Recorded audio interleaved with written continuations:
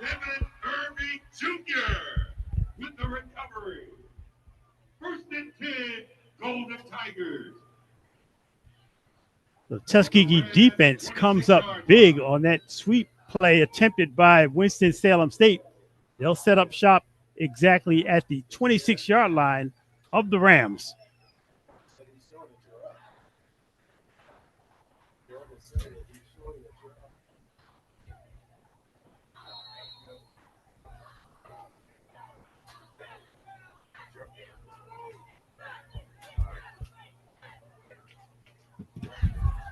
Bill shoots toward the sideline, and another pass floating on him there, trying to get it at the sideline, the hall. But that one a little too tall at the side. That time, LeBron Merriweather, the big center for Tuskegee, lost his helmet. So Tuskegee has to make some immediate adjustments on their offensive front, going no huddle. 5:26 left first quarter. Tuskegee with a 3-0 lead. First points of the season on the 31-yard field goal by Larkin Ryans. And after that play, on the ensuing play from the line for Winston-Salem, they tried to sweep it left side and forgot one important thing, the football. Tuskegee took it away. Bill, he bobbles a bit, regains, got it to Morris. Morris with the catch left side, fights his way past one would-be blocker, and works his way inside the 20. And that's the marquee work of Johnny Morris, the third, second effort, and he got it down to the 19, a couple of yards shy of the first down marker. Early goal star to receiver Malik Thomas of Tuskegee, 6'3", 190, getting a block in about the 25-yard line. Nice to see wide receivers throwing blocks for their teammates. Tuskegee has another third down and short call. From the 19. See if they keep this one on the ground. Bill got movement. They got back. No flags thrown. That's what they wanted. And Bill, after that, will take the timeout. He's going to question the official about why no flag was thrown. They were in the zone there. Well, players cannot be distracted and try to officiate the game for the officials. They've got to go ahead and run what they had called. That time, Tuskegee's offense thought they perceived motion from Winston-Salem State or encroachment. They pull up and had to really call a unfortunate timeout. That's the second timeout they've called in the first half. Sure, you're right. I hear what you're saying in terms of if you don't get what you expected to get in terms of them jumping in a call. In this situation, you don't want to burn a timeout here because you're early in this football game. You got to have something called for that play if you don't get the call from being offside. So you think that was an intentional call to try to draw them offside on third down?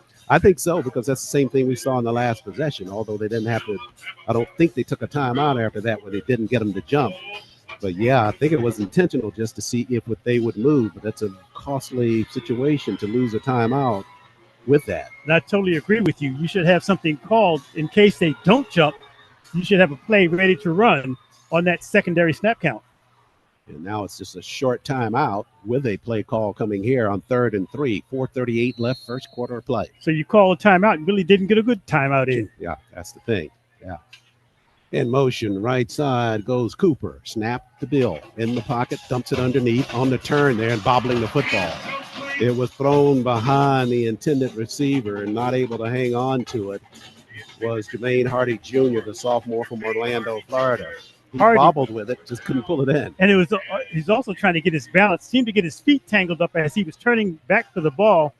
He's doing two things. He's trying to maintain his balance without getting his toe hooked on his heel, and then he's trying to look downfield and see if anybody's coming after him. He got a lot to think about there. He got a lot going on.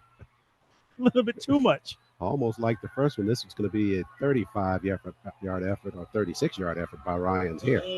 Blocked at the line of scrimmage. Rams got a hand up there and knocked that one down at the line.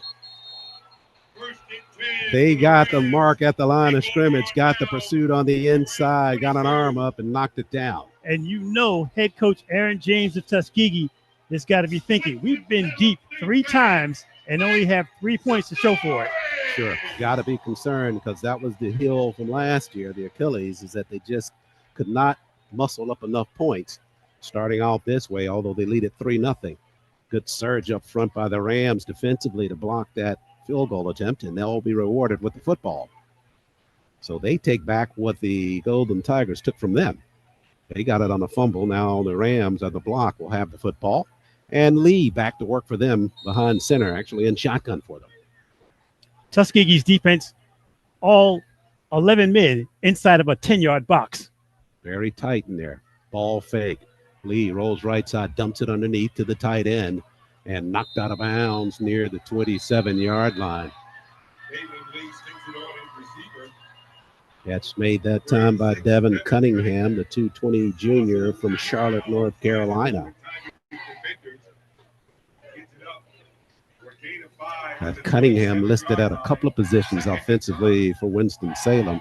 Lines up primarily as the tight end, but sometimes they work him in the backfield from that fullback position. And at 220, he's got a lot of girth on him. A good catch there by him at the sideline. He got 5 on the catch, so it's 2nd and 5 for Winston-Salem. On the ground, got a crease right side, sliding back to the inside, knocked down from behind.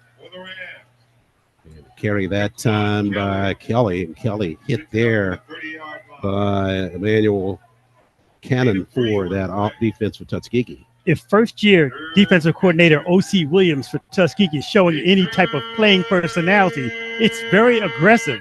He likes to bring his linebackers a little bit closer to the line of scrimmage, and he's crashing down safeties at the same time on some of these running plays. Yeah, I had a chance to talk to him a couple of weeks ago. We were on campus, and I was asking him kind of what his philosophy was. He says, I like to make the offense adjust to me.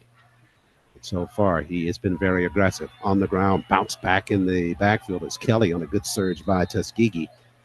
And he may be short of that first down marker. It was a 3rd and 2, and he's shy of the marker, so that'll bring up 4th down for Winston-Salem, and they will have to punt the football away. And as an illustration of that, that was defensive back John Brown III for Tuskegee, who was in the backfield of Winston-Salem State to help out on that last stop. For the Rams of Winston-Salem State, it'll be Christian Brown, the senior from Greensboro, North Carolina, to punt it away. And E.J. Hall stands deep for Tuskegee. Tuskegee native looking to see if he can get something going here on special teams. Wobbly snap low, but they get it away. Line drive kick. Hall will have a run back. No, he'll let this one bounce. Now he'll field it at the 30. Nice sidestep for one defender there. Looking for a block at the corner. He'll get one. That one I thought may have come with a flag, but and it did at the 30. It's late from the sideline, definitely from the back that time. You can see the blocker for Tuskegee just didn't have a good angle to start off with on the corner. At the 30-yard line, Tuskegee will be called for that illegal block in the back on the return, so they'll set up shop instead of being inside of Winston-Salem territory. They've been very familiar in the first quarter. They'll be deep in their own half of the field. Now it'll be a chance to see how that offense performs at that vantage point. You're right. It's about positioning on the field, but in a situation like this, you certainly don't want to go 3 and out and give a short field to the Rams.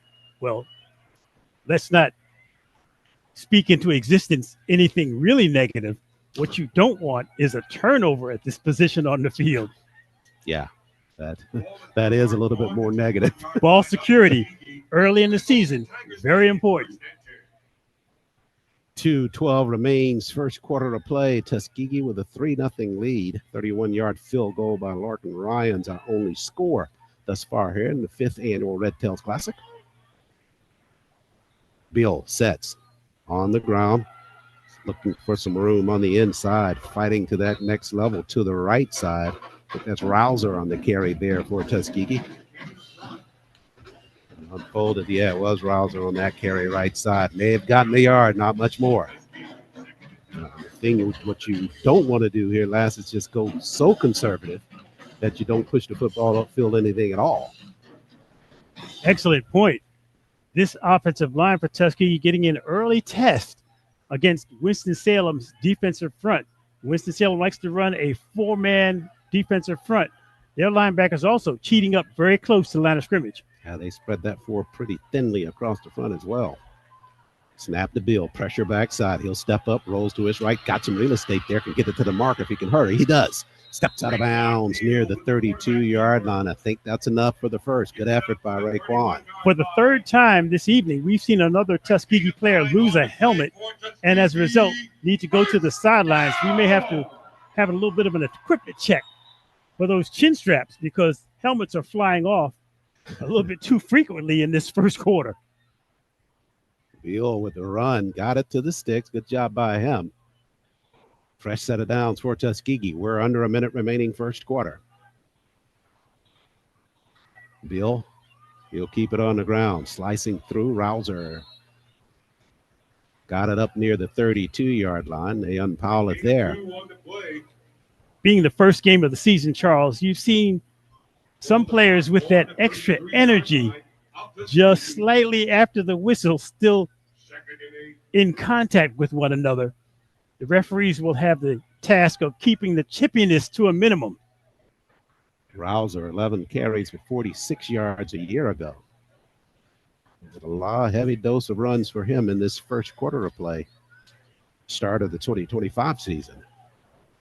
Likely our final play of the first quarter. It's 5 seconds. Beal snaps, fires across the middle, then traffic.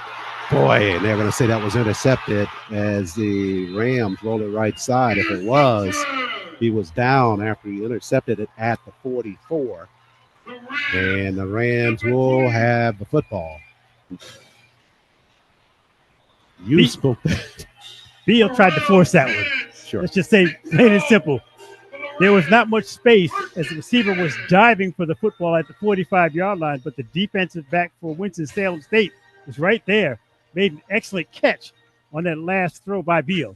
Yeah, he threw it right there with the both of them battling for that football, and Winston-Salem comes away with it after good defensive effort there on the interception for them. It's Terrence Chance, the redshirt senior from Garner, North Carolina.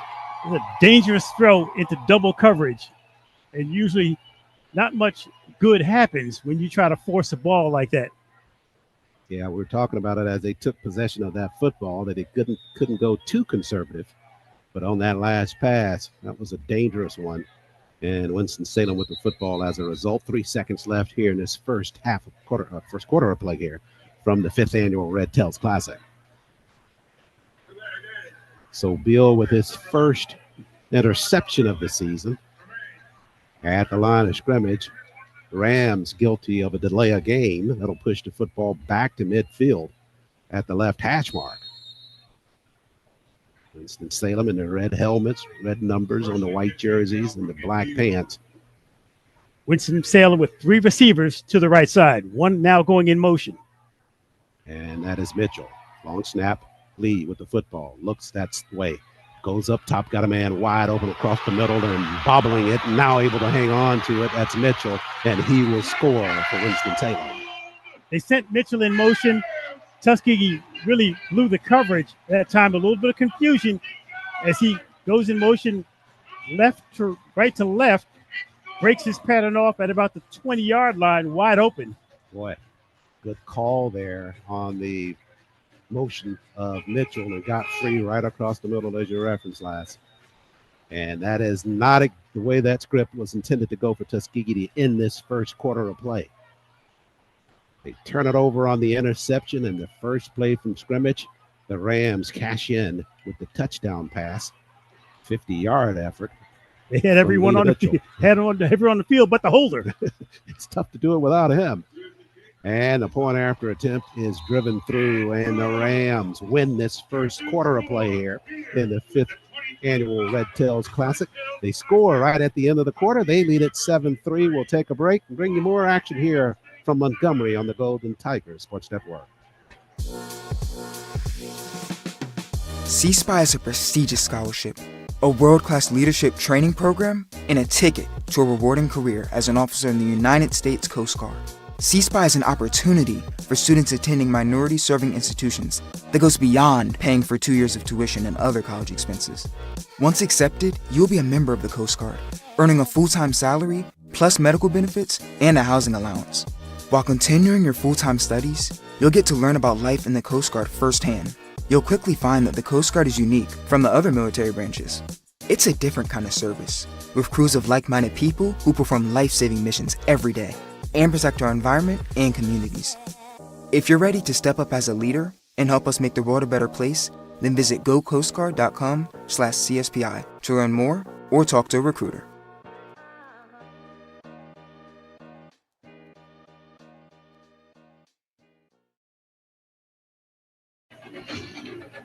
That's why we love Alabama Power.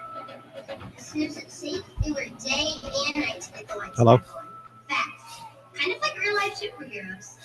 I know they No, I do was for just everybody, checking with you. That's all. sometimes I think they do just for Poppy. Same thing with Poppy. Okay, so you just gonna hold that till I say let's go. You just gonna hold that screenshot till we're ready to go. Oh, okay, that's fine. All right. Working to help recruit and retain talented teachers for our classrooms. This generosity has meant that those teachers get the resources and experiences that their students need to succeed. $20,000 for your goals become an educator.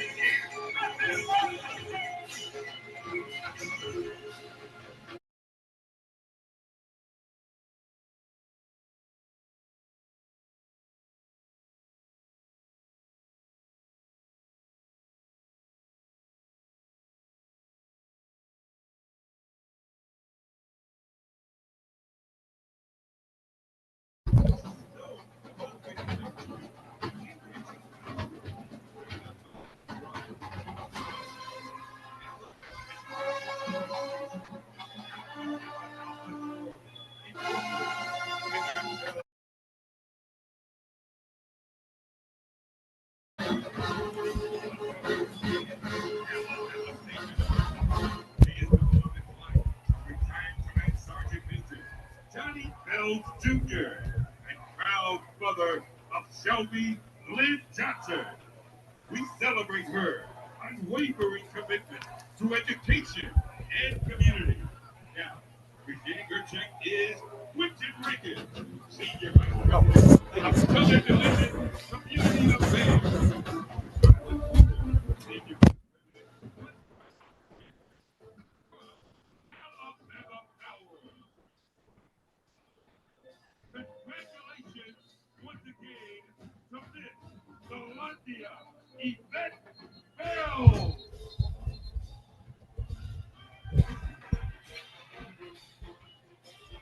Okay, Tim, we can bring it back.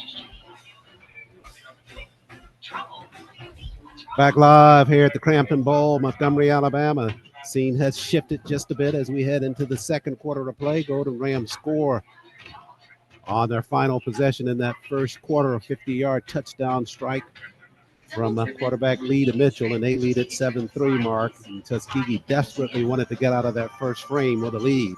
Head coach Robert Massey of Winston-Salem described this season as championship or bust, and he's putting a lot of trust in his quarterback Dalen Lee. And that time, Lee did an excellent job of spotting his receiver in motion for the touchdown throw.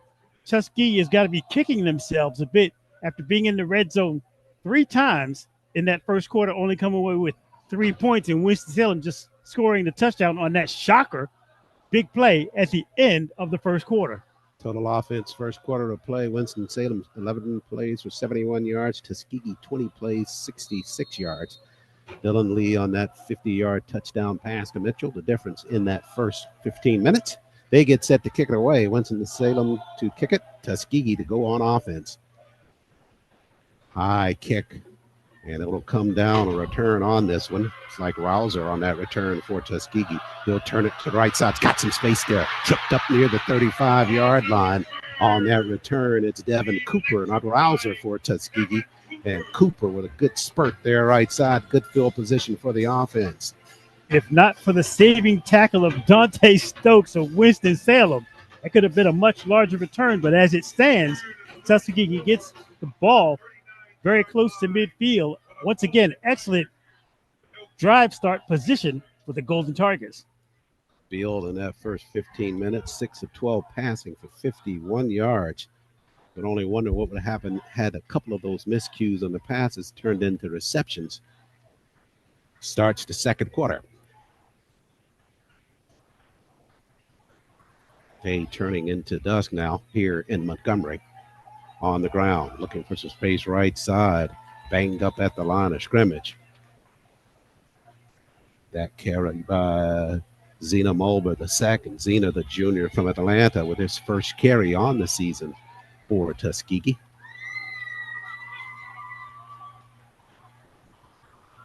Zena last year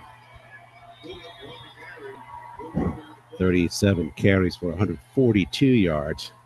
He missed a significant amount of time early on in the season last year. A flag thrown on this second down effort here for Tuskegee. Charles, I'm watching the two freshman offensive linemen for Tuskegee, Chase Johnson and big number 76, Ivan Williams. They both have excellent size, but they're getting their early baptism under fire in this first game because Winston-Salem is throwing a lot of different looks at them. And so those freshmen who are still getting acquainted have a task to protect their quarterback. And Tuskegee hasn't shown so far that they're able to run the football. So from the 34-yard line now, after a procedure called against Tuskegee, it is now 2nd and 15. 3 receivers up top. Bill drops back, looks that way, feels the pressure, slides to his right, now floats it out of bounds. Pressure heavy by Winston-Salem up front. And another Tuskegee player loses a helmet and will have to go to the sideline. It's like big number 58, Elliot Howell, the graduate student for Tuskegee, who now go to the sideline. Howell, first team all-conference at that tackle position for Tuskegee. Second team all-conference a year ago. He is a leader up front for Tuskegee. He'll sit out this one play. That, according to my unofficial count, is the 4th helmet lost in this ballgame. I think you're about right on that. It's 3rd and 15 now for Tuskegee. And boy, you just don't want this to be the scenario, 3 and out here and giving that football right back to Winston-Salem after they scored. Here comes Bill, raises, fires, got a man there, overshoots him at the 35 on the other end of the football field. Bill on the run that time could not plant like he wanted to, was trying to get it to Malik Thomas near the 35, but just a hair out of his reach. Thomas is an excellent target at 6'3", 190. Was stretching for that ball right about the 35-yard line. And as he has done all evening, Beal is just not missing by much, but he's just a tiny bit off. Khalil Eason, the senior, back to receive this punt. As Brent gets set to hit it and give it back over to Winston-Salem. Winston-Salem with a 7-3 lead over the Golden Tigers of Tuskegee. Good punt there by Cullum. Brent at the 22, slides toward the sideline, wrapped up there, eludes the one tackler though. Still on his feet at the 25 up to the 26. Good coverage by Tuskegee downfield. Now, although the sun has set, Charles, Tuskegee's defense has been on the field a long amount of time. Sure. So the time of possession for Winston-Salem is going to start to wear on them if they can't get off the field. That's exactly one of the reasons they didn't want to go 3 and out on that last possession. But they did. And the Rams will have the football after this timeout. They lead it 7-3. And we will take a break here on the Golden Tiger Sports Network. I feel that my future is really bright and that I have a place here and I belong here and that I was destined to come through. Just always constant love and support to your student body, to your faculty, to your staff. It's never going to be a moment that you don't feel supported here on this campus. It's magic when we cheer together. Coca-Cola, the proud supporter of the Red-Tailed Flasher.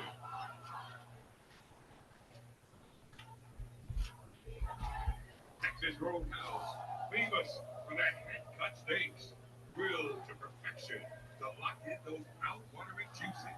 That unmistakable Texas Roadhouse steaks. Remember, it doesn't say Texas, it's not Texas Roadhouse. Hey, Tim. Hey, I got to conserve some juice on this phone because I didn't get a charger. So what I'm going to do is I'm going to just cut it off. And if something goes wrong, you just call me. And then you should be able to, I'll just go to a break. And then if I need you, I'll call you. I'll just call you.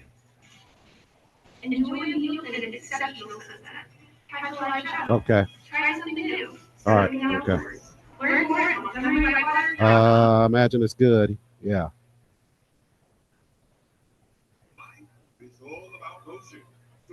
Okay. Well, I'll just try to keep mine open as long as I can, and then if we lose it, yeah. All right. All right. After an injury, by creating a program Ready to focused find? on you. We are happy to verify I'll keep it for a your while. benefits We'll see. before your first appointment. We accept all insurance and schedule a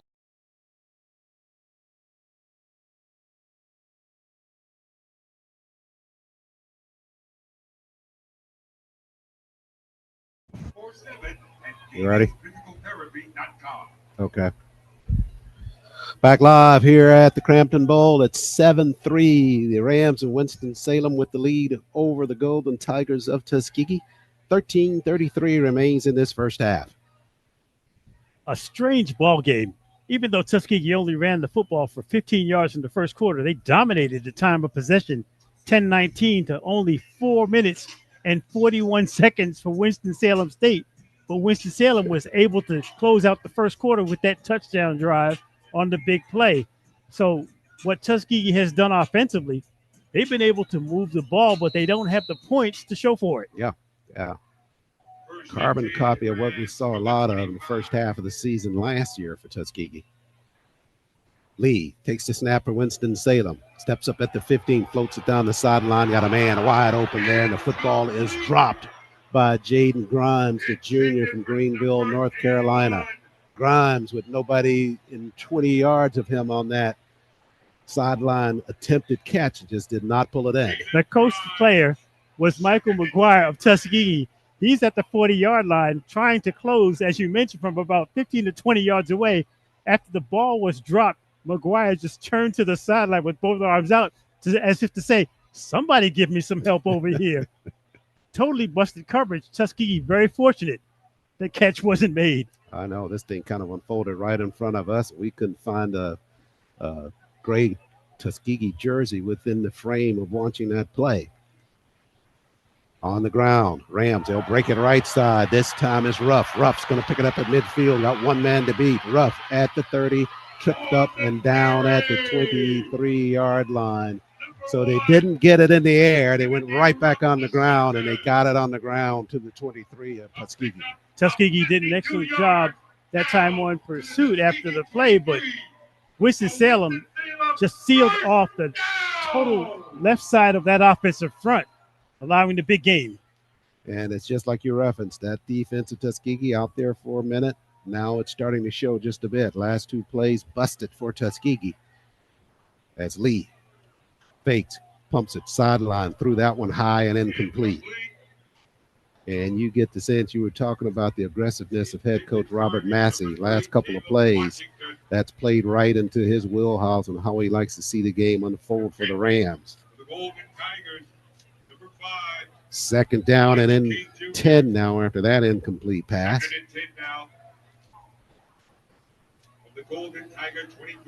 So Lee and the Rams will go back to work.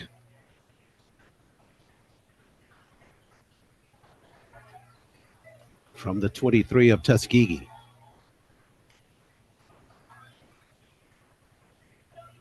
All fake. They shoot it across the middle on the crossing route. Catch made inside the 5. Knocked down as Caleb Washington, the junior, makes that grab. And he's down at the 4. First and goal to go for Winston-Salem. Timing route that quarterback delivered perfectly over the middle. Tuskegee defense on their heels. Sure. Don't know where the Rams are coming from right now. First and goal to go for Winston-Salem.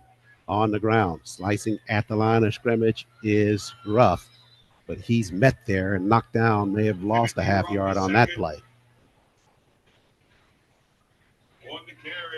So Rams inside the red zone, and Tuskegee with their backs really against the wall here, trailing 7-3. Winston-Salem likes to go behind Elijah Gordon, offensive lineman on the right side. He's 6'7", 320. Tuskegee coming at the line. Linebackers tighten in. Ball fake fumbled on the ground, and Lee has the dive on it for Winston-Salem in the backfield. Covered it at the 12. So that's a break for Tuskegee. He saw that blitz coming and got shaky hands as a result. And fortunate for Tuskegee because Gordon had the drive block on the right side, just cleared out that entire side of the front wall of Tuskegee. That'll make it third and goal to go now from the 12-yard line. 11-13 left, first half of play. Charles Ward, Mark Lassiter, glad you could join us on GTSN, the start of the 2025 Tuskegee football season.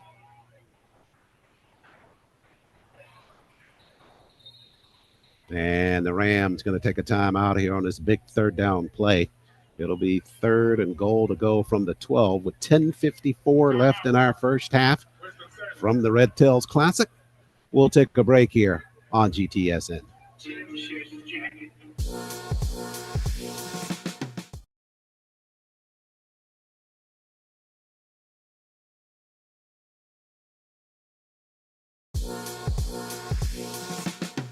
C-SPY is a prestigious scholarship, a world-class leadership training program, and a ticket to a rewarding career as an officer in the United States Coast Guard.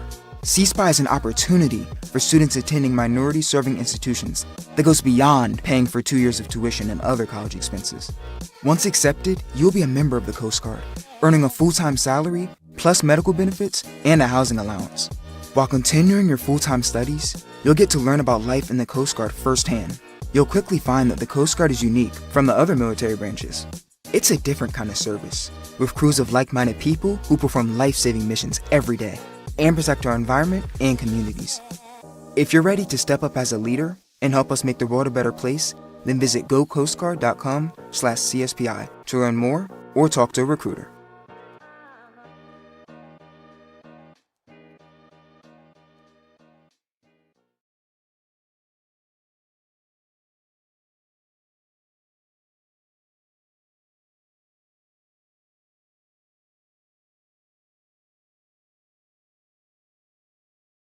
Being an ROTC cadet, we learn things about being a good leader, such as decision making, how to motivate others, leading by example.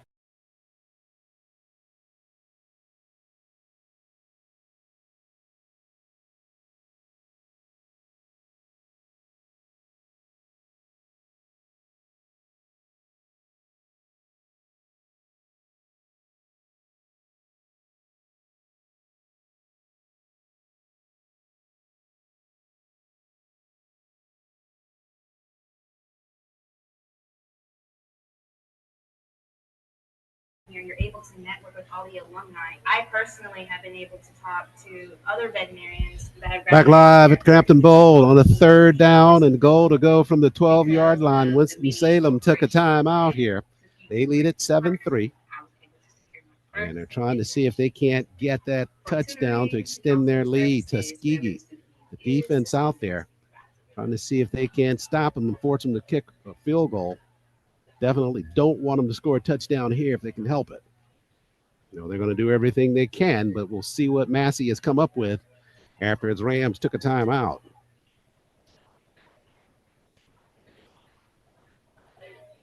Both teams at the line of scrimmage, we've had some unusually long timeouts due to the fact that this is a televised game. Crowd starting to fill in nicely here at the Cramton Bowl. We always tell people, if you're watching the game on video, turn down the sound and listen to GTSN. Golden Tigers right now trailing 7-3. 3rd and goal. Lee with the snap. Pressure. Dumps it underneath. Got a man wide open there, but Tuskegee with 4 men in the coverage there. They put the knock on the receiver right there inside of near the 8-yard line. Give credit to the Golden Tigers defense for the pursuit, because that play, when the catch was made, looked like it would go for more yardage, but there were 4 players on that side that closed exceptionally fast for Tuskegee to bring up that 4th down. Yeah, they had it set that way where they had to look as though he had plenty of real estate, but closed quickly to the Golden Tigers. So the Rams now on and try a field goal from 22 yards out. And this is the Lorenzana to try this one for Winston-Salem from 22. Snap is good. Kick by Lorenzana is up and off to the right side. So that Tuskegee defense bending in a lot of ways on that drive by the Rams.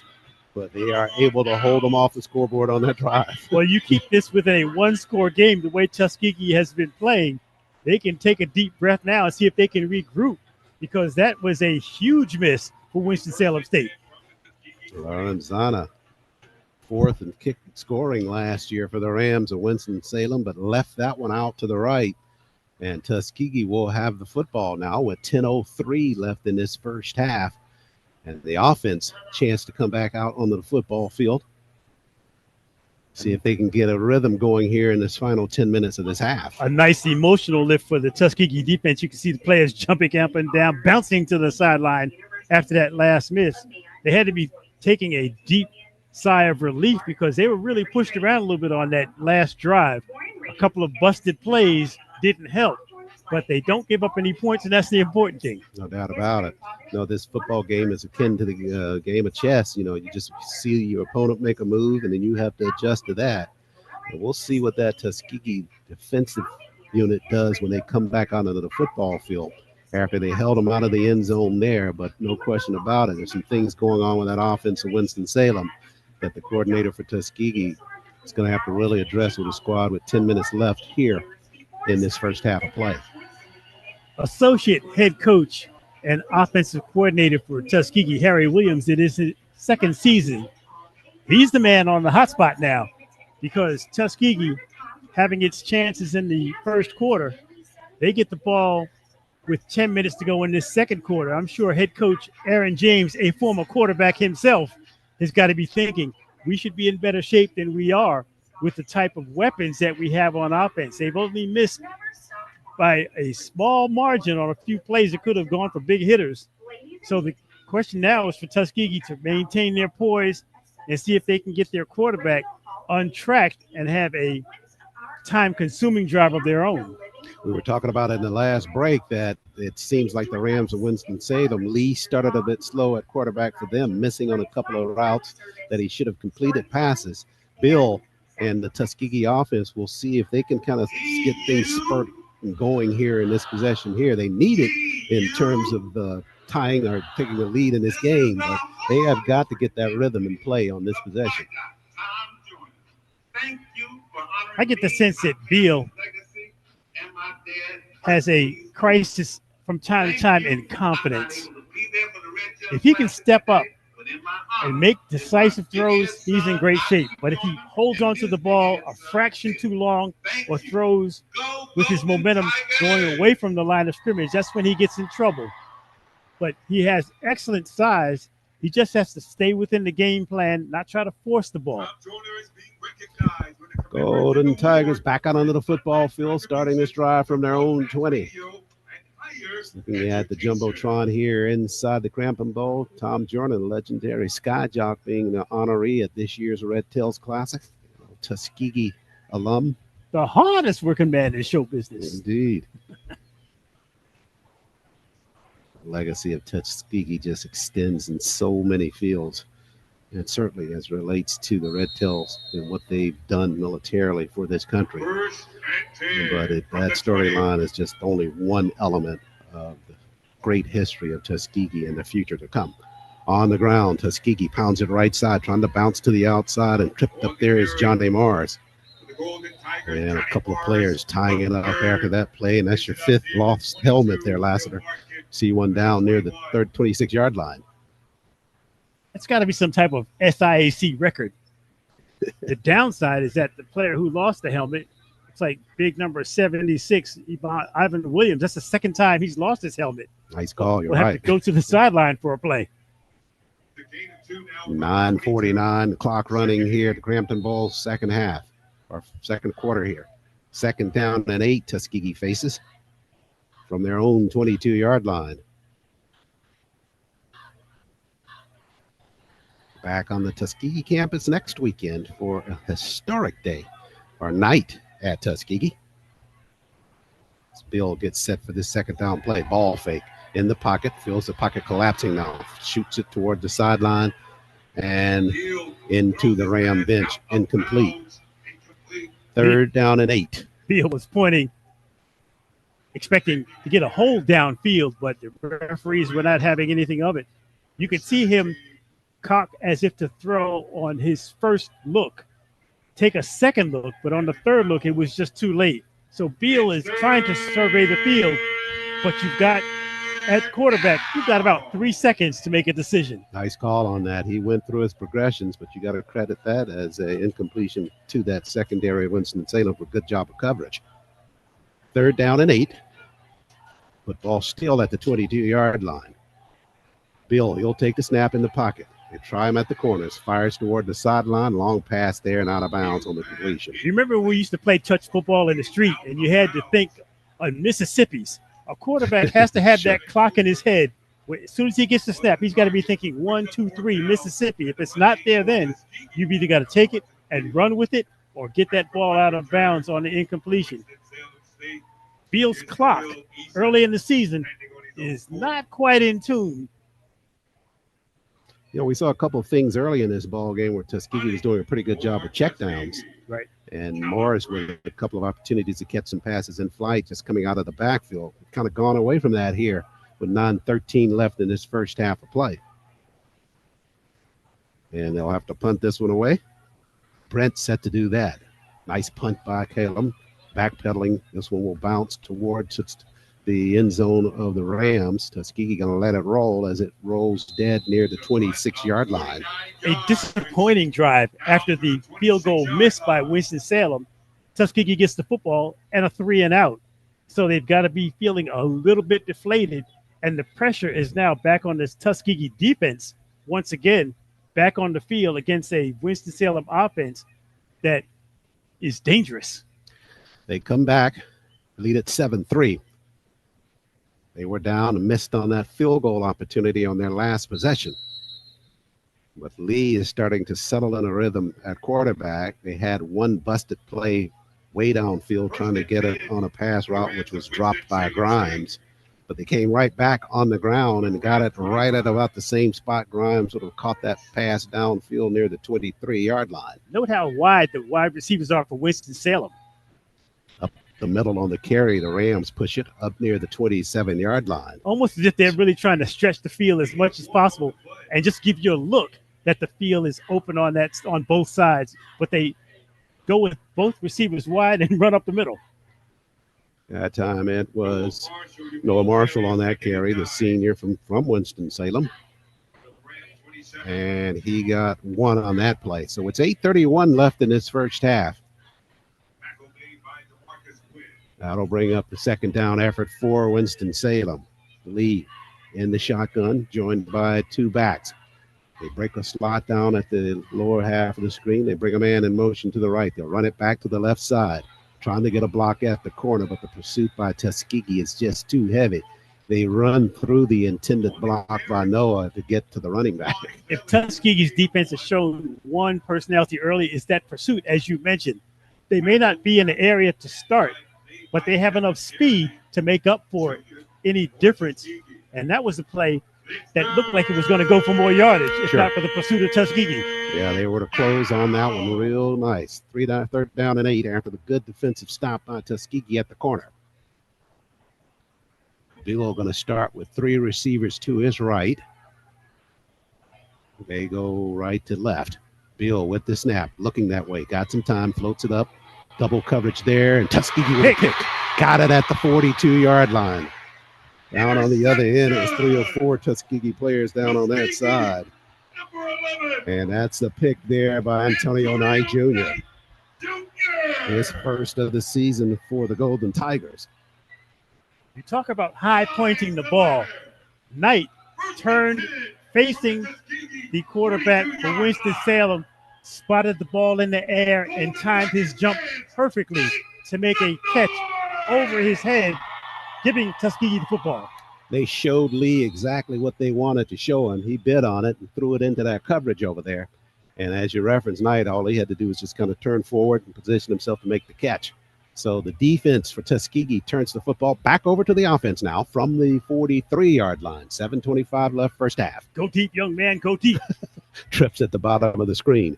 Bill looks that way, fires it out toward the flats. This one almost picked off by Winston-Salem. Trying to shoot it out there in the flats to E.J. Hall. That's a long pass across the field. Bill's eyes gave him away because he's looking to the right all the way. And all Winston-Salem did was watch his eyes and make a break on the football. Yeah, would be wise. Look one way, throw the other. Nice call. Nice call. That's how you sell that play. You got to get that defender off of it just a little bit. Incomplete pass makes it 2nd and 10. 7:19 left first half of play. Clemson Piper marching band to perform here at halftime. Pass out in the flats. This one goes to Cooper. Cooper dances the sideline. Flag coming in from the front of that play. Cooper stepped out of bounds.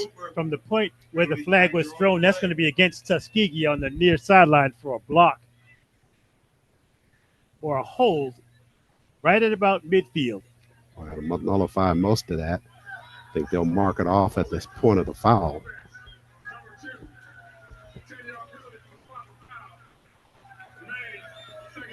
They're going to get E.J. Hall, the wide receiver for Tuskegee, on a hold. What looked like a productive play for Tuskegee is called back. Indeed. It'll push them back to the 35-yard line now. Make it 2nd and 17 with 7:12 left first half. 2nd and 17. 4 up front for Winston-Salem. Field checking off now, back to the sideline for a call. Play clock at 10. Thrown 1 interception already. 2nd and 17, likely a throwing scenario here. Bill in the pocket, fires upfield, got a man there stretching up, and catch made at the 45-yard line. Khalil Simpson, the linebacker for Winston-Salem State, did an excellent job of diagnosing that play from the start. He's positioned about 5 yards off the line of scrimmage, showed excellent pursuit to get in on that tackle that was really away from his side of the field. Gabriel Garman on his first catch of the season. Name we called a lot last season for Tuskegee. Gabriel with 19 catches for TU, his first of the year. 3rd down and 6 now, a little bit more manageable 3rd down situation. After the catch by Garman, football at the 46. Beal, he'll take the snap. Circle defense coming from Winston-Salem. Threw it and missing on the catch there and taking a shot, and here comes a flag after that. Just unnecessary play there by Arnaud Sellers, the senior for Tuskegee. So you talk about Khalil Simpson. Simpson gets the hit in, and then after the play, long after the play, Tuskegee flies in to get a hit on Simpson. Pandemonium ensues, and Tuskegee may have a player ejected as a result of that bonehead play. Yeah. He had to confront Coach Aaron James as he came toward the sideline. And just no excuse for that at all. That well after that play had finished, Sellers coming across field, charging right in front of the officials to knock down one of the Winston-Salem players. Well, Simpson made a clean hit. It was a hard hit, but after he made the hit, he's standing there defenseless, and the Tuskegee player took a running sprint and hits Simpson in the open field. Boy. Couple of flags thrown on that one. Wow. They're going to call a late.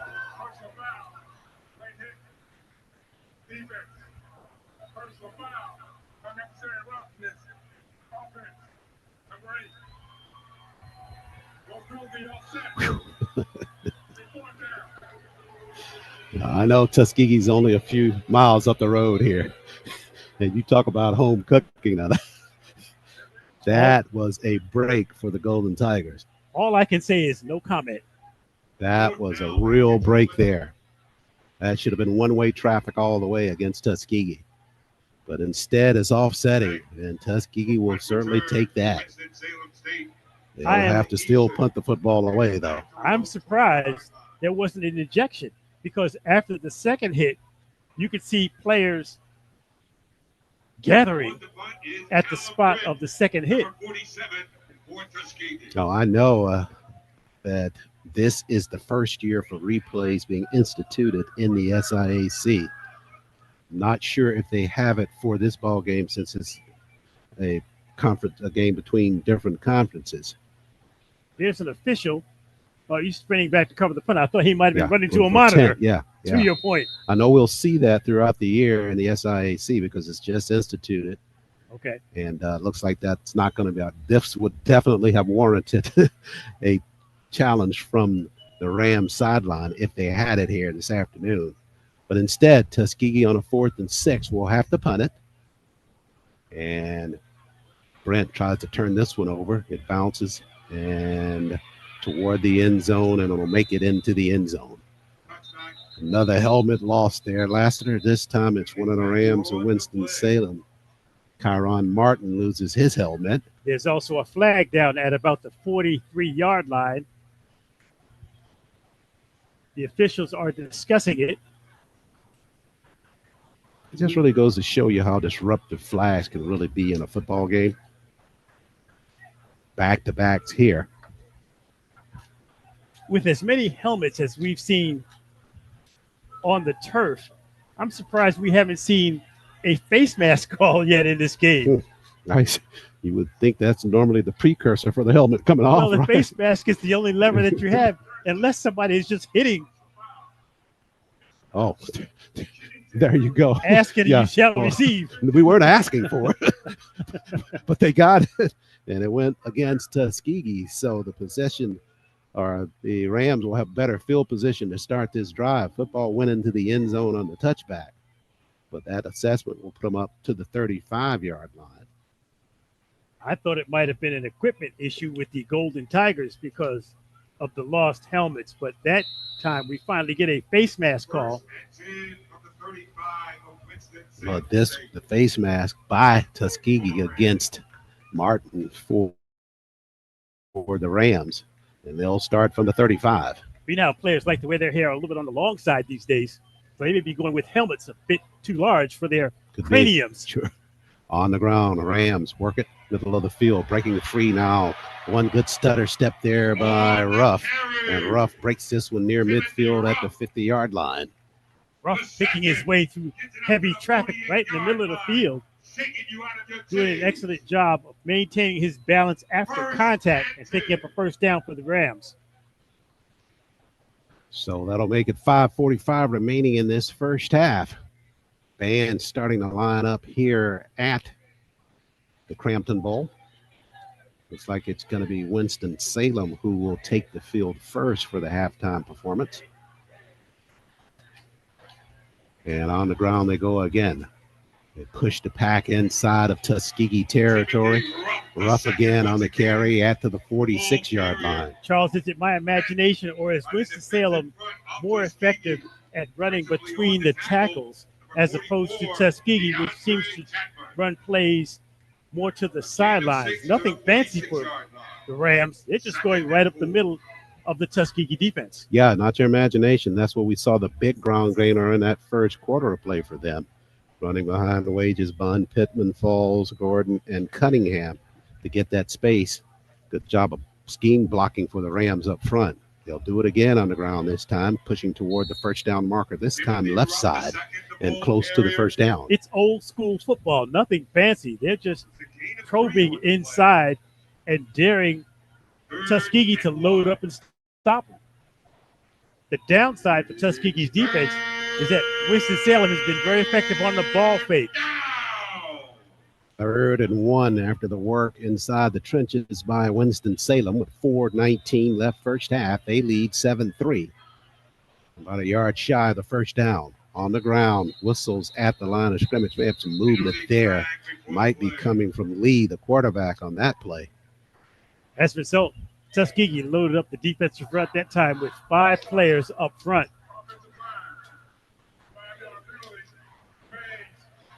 Now, we saw that in that first quarter when Tuskegee showed the blitz. Had a little bit of rattling going on there by the Rams of Winston-Salem. Same thing here. They get pushed back 5.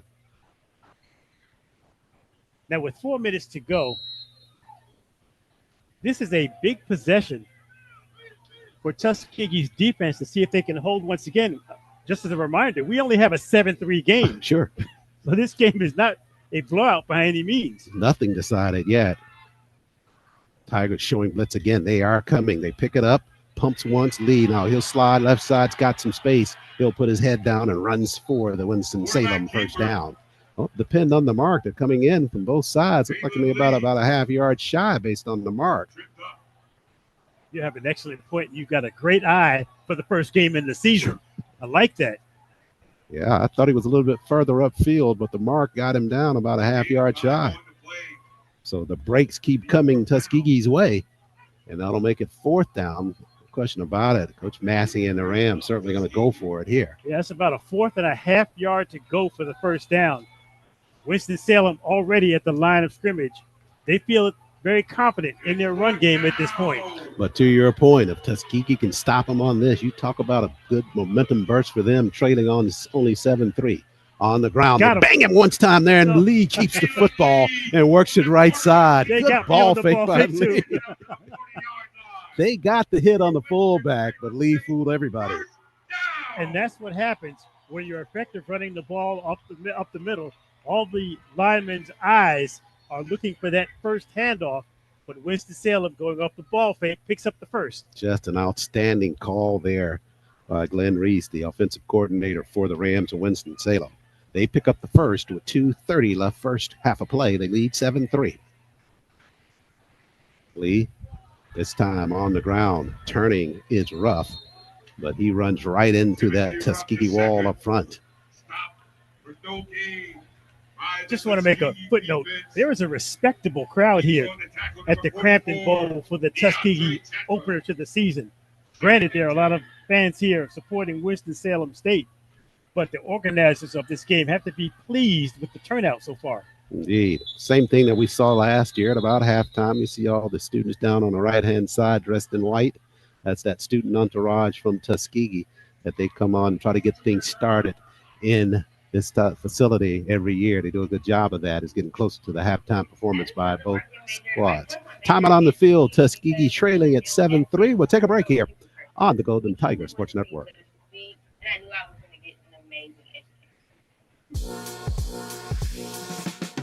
C-SPY is a prestigious scholarship, a world-class leadership training program, and a ticket to a rewarding career as an officer in the United States Coast Guard. C-SPY is an opportunity for students attending minority-serving institutions that goes beyond paying for 2 years of tuition and other college expenses. Once accepted, you'll be a member of the Coast Guard, earning a full-time salary, plus medical benefits and a housing allowance. While continuing your full-time studies, you'll get to learn about life in the Coast Guard firsthand. You'll quickly find that the Coast Guard is unique from the other military branches. It's a different kind of service, with crews of like-minded people who perform life-saving missions every day and protect our environment and communities. If you're ready to step up as a leader and help us make the world a better place, then visit gocoastguard.com/CSPI to learn more or talk to a recruiter.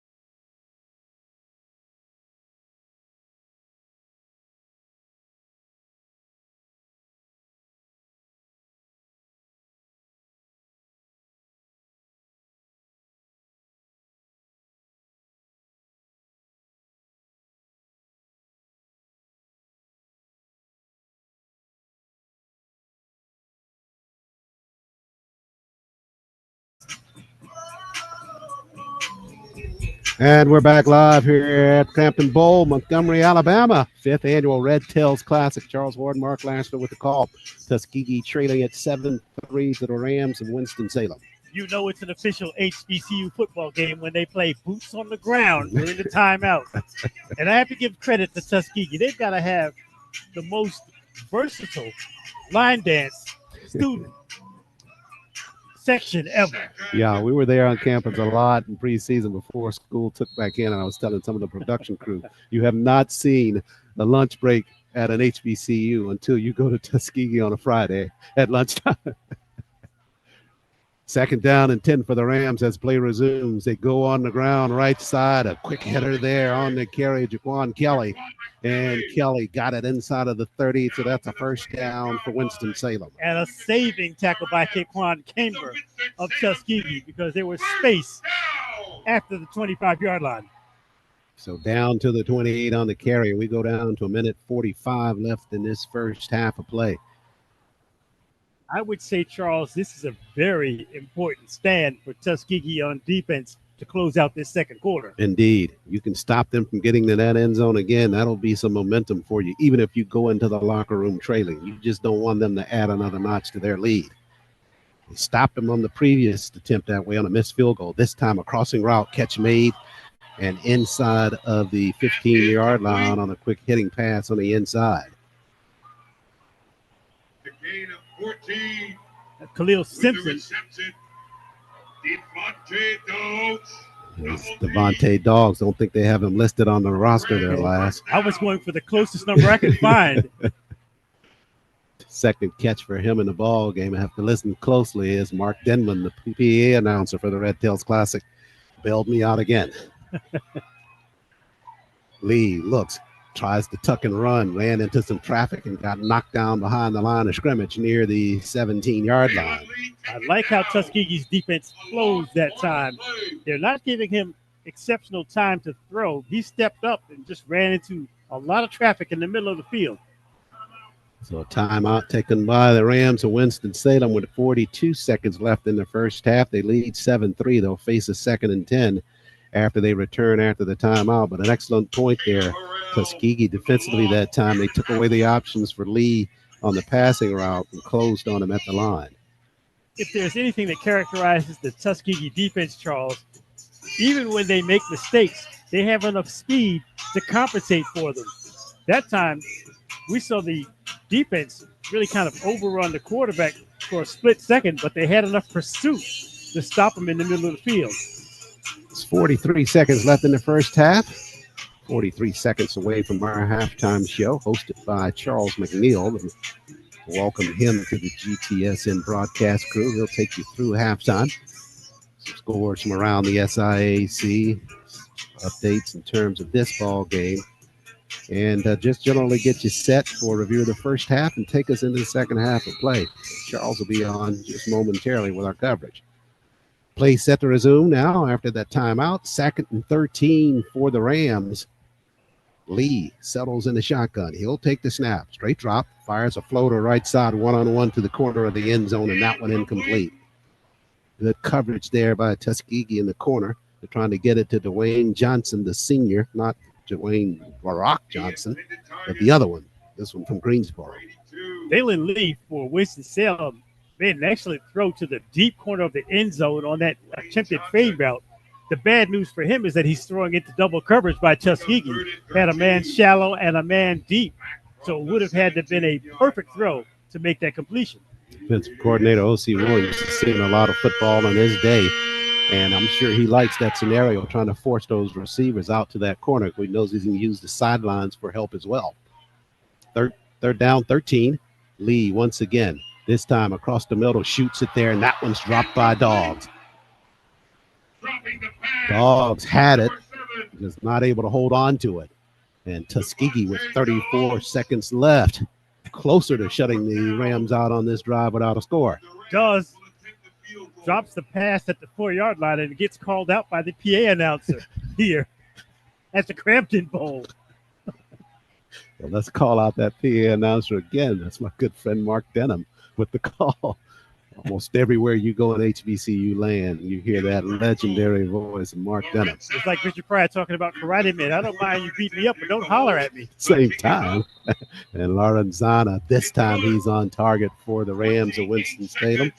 and he knocks down the field goal, and they take a 10-3 lead over the Golden Tigers of Tuskegee. Good news for Tuskegee, it's still only a one-score ball game. Sure. They've got to think at halftime, they are fortunate in the second quarter that Winston-Salem didn't take advantage of the opportunities that they had in a similar manner that Tuskegee had the opportunities in the first quarter. 28 seconds left in this first half. Likely Tuskegee going to be content to keep it where it is going into the locker room, just trailing by 7. But we'll see what they do on this return, which really dictates kind of how they play it out.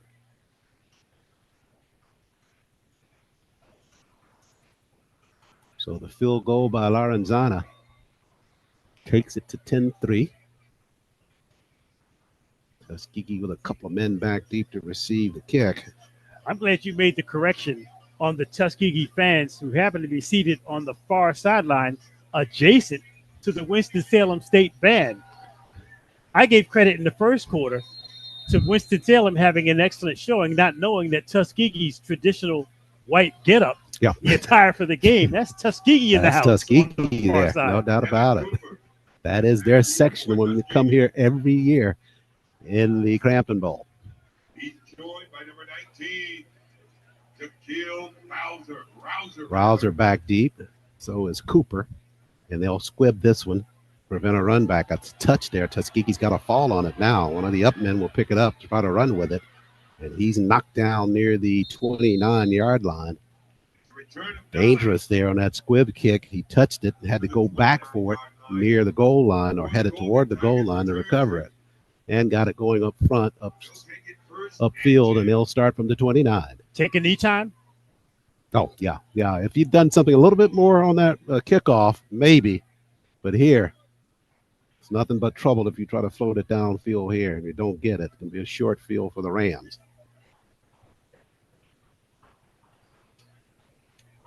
So Bill looks like he's going to settle under center this time, and if he doesn't, no, he'll backpedal to the shotgun. Kind of see what Harry Williams is thinking here as coordinator. He'll keep it on the ground. Mulba with the carry right side. And Zena passed the 30 up to the 32. So that'll get the clock running with 10 seconds left. And it looks like this is where this first half will settle.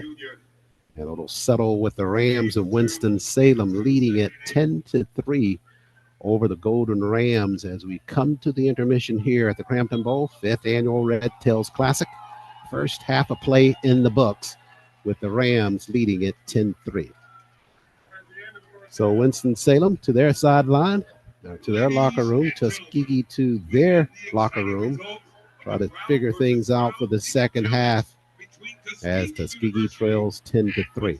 Take a break here on the Golden Tiger Sports Network. When we come back, it'll be Charles McNeil carrying you through the halftime here at the 5th annual Red Tails Classic. This is the Golden Tiger Sports Network. C-SPY is a prestigious scholarship, a world-class leadership training program, and a ticket to a rewarding career as an officer in the United States Coast Guard. C-SPY is an opportunity for students attending minority-serving institutions that goes beyond paying for 2 years of tuition and other college expenses. Once accepted, you'll be a member of the Coast Guard, earning a full-time salary, plus medical benefits and a housing allowance. While continuing your full-time studies, you'll get to learn about life in the Coast Guard firsthand. You'll quickly find that the Coast Guard is unique from the other military branches.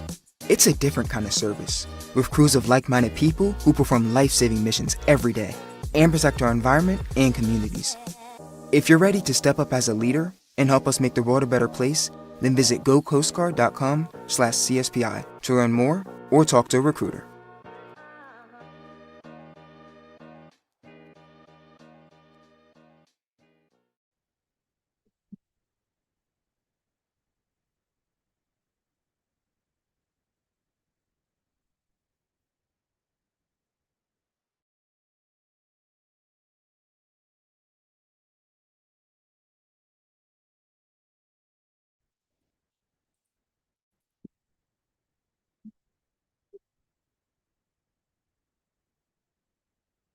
There's a terrific crowd here inside of Montgomery, Alabama's Cramton Bowl for the halftime report. The TU halftime report is presented by Alabama Power. Hi, everyone. I'm Charles McNeil up here in the press box alongside the two guys who called the first half. 10-3 is our halftime score. Unfortunately, Tuskegee trailing at the break. We'll get to more details, stats, and a whole lot more as we move along. But right now, I want to make sure that you know that you can follow the Golden Tigers right here on our YouTube channel, but also we're social on Facebook. The all-new Golden Tiger Sports Network Facebook page is available for you. So we look forward to you guys taking full advantage of that and maxing out and enjoying that as well. So we can hear Charles talking. Of course, he's also a part of the mix as he gets a little break. And hopefully we'll have a chance for you guys to get a little bit more down the road and find out exactly what's happening right here with Tuskegee Athletics on the Facebook page, which is the Golden Tiger Sports Network Facebook page. If you want to reach out to me, you can do so at C McNeil. That's CMCNEIL Sports. That's right. C McNeil Sports is how you get in touch with me. Of course, Charles Ward is on Facebook as well. You can reach out to him. Mark Lassiter, the same, as those guys love to have you interact with them throughout the game. So alumni is a great opportunity for you guys to let us know about your watch parties, fill us in on everything you guys have going on right there on the Facebook page, the Golden Tiger Sports Network page on Facebook. As I mentioned, the halftime score is 10-3. Next week, it's the Legacy of Lights. That's right. We've got the Central State team coming in. After 130 years of football, our 131st season, our home opener starts with the first ever game played under the lights, and it will be something special.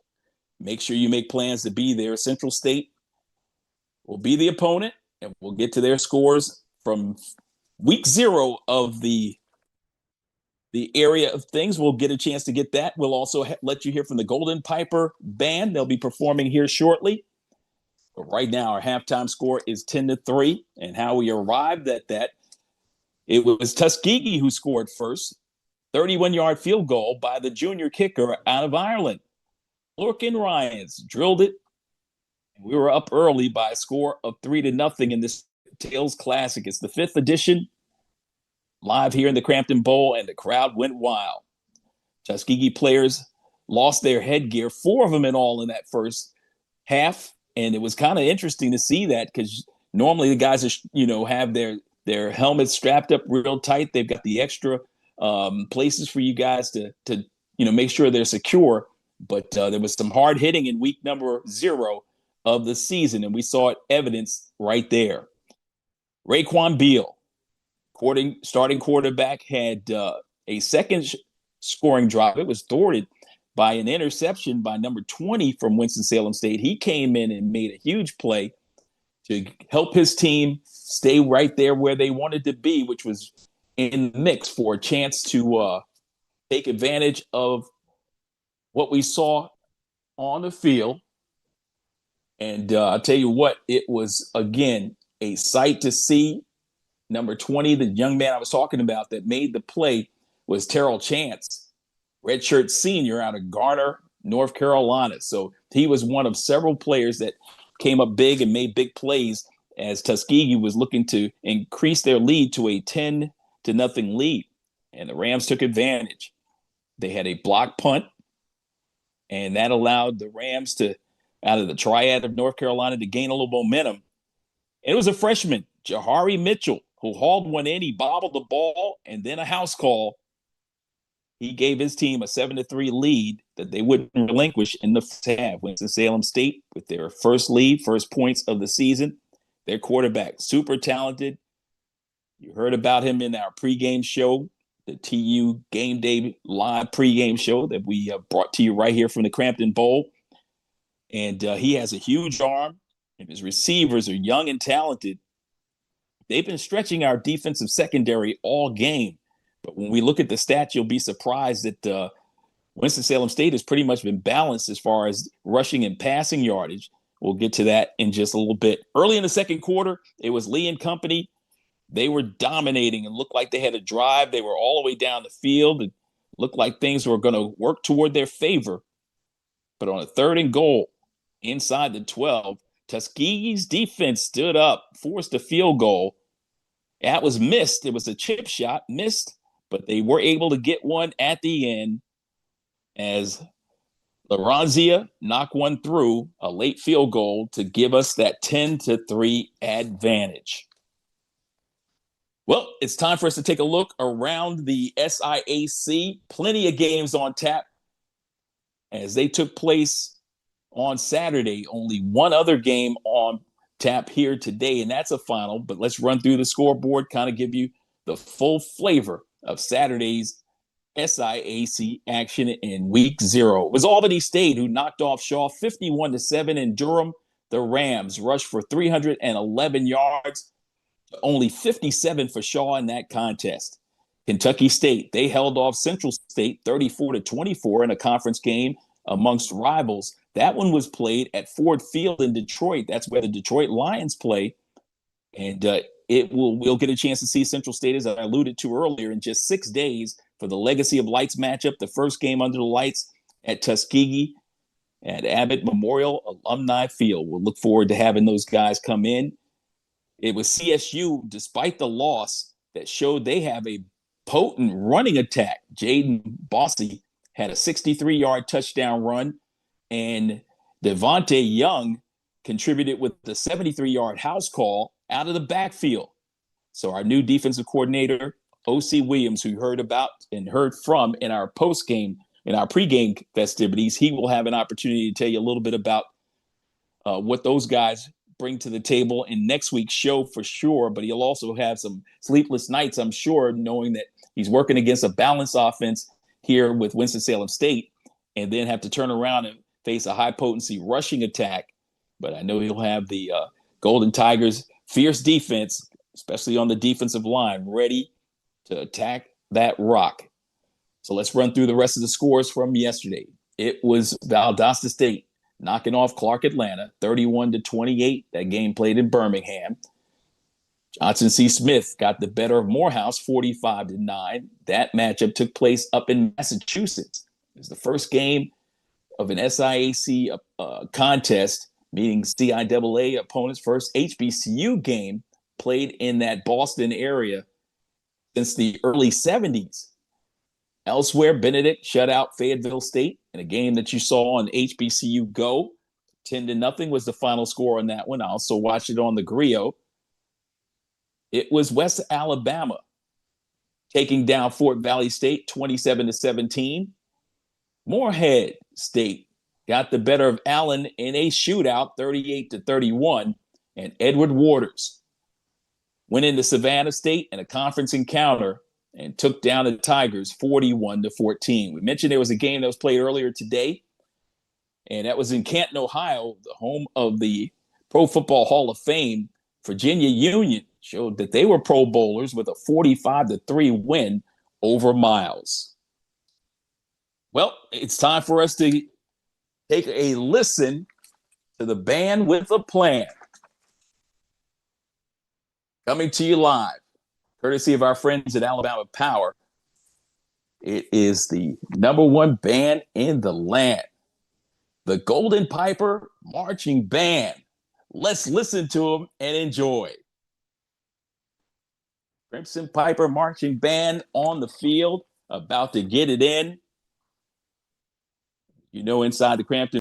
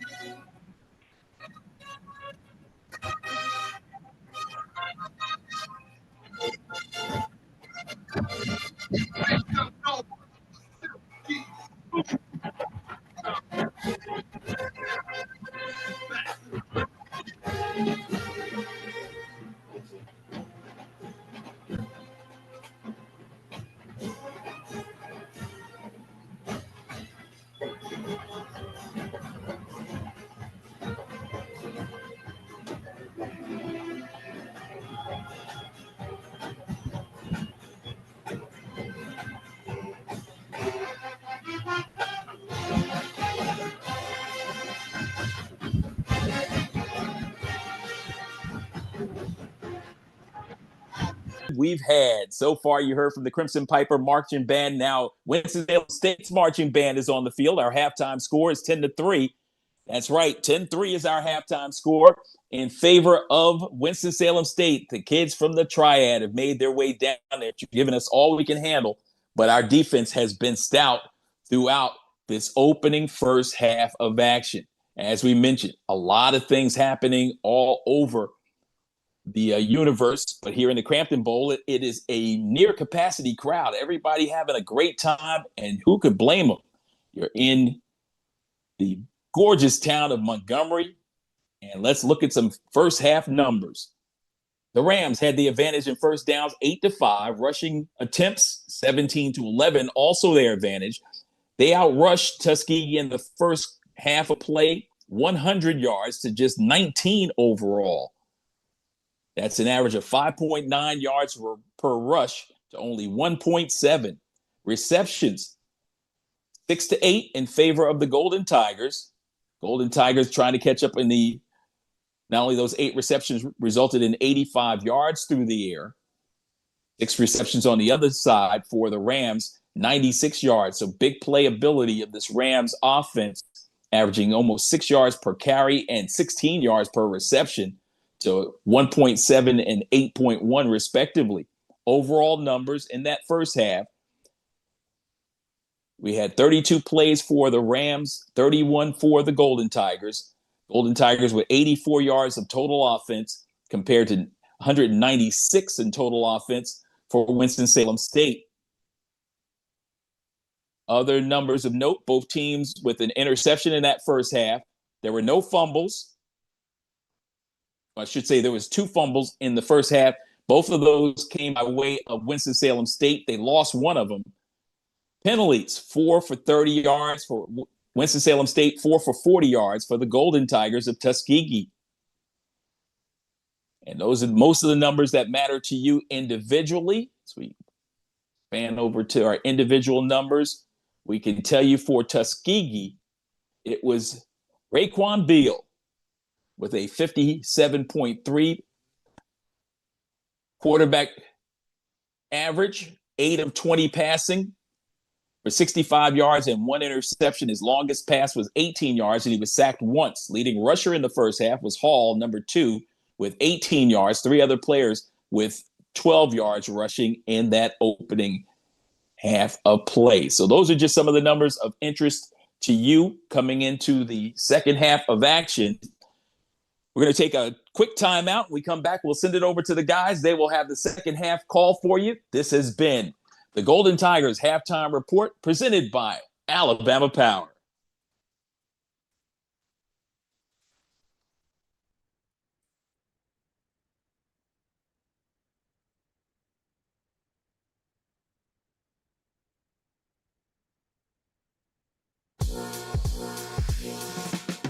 C-SPY is a prestigious scholarship, a world-class leadership training program, and a ticket to a rewarding career as an officer in the United States Coast Guard. C-SPY is an opportunity for students attending minority-serving institutions that goes beyond paying for 2 years of tuition and other college expenses. Once accepted, you'll be a member of the Coast Guard, earning a full-time salary, plus medical benefits and a housing allowance. While continuing your full-time studies, you'll get to learn about life in the Coast Guard firsthand. You'll quickly find that the Coast Guard is unique from the other military branches. It's a different kind of service, with crews of like-minded people who perform life-saving missions every day and protect our environment and communities. If you're ready to step up as a leader and help us make the world a better place, then visit gocoastguard.com/CSPI to learn more or talk to a recruiter.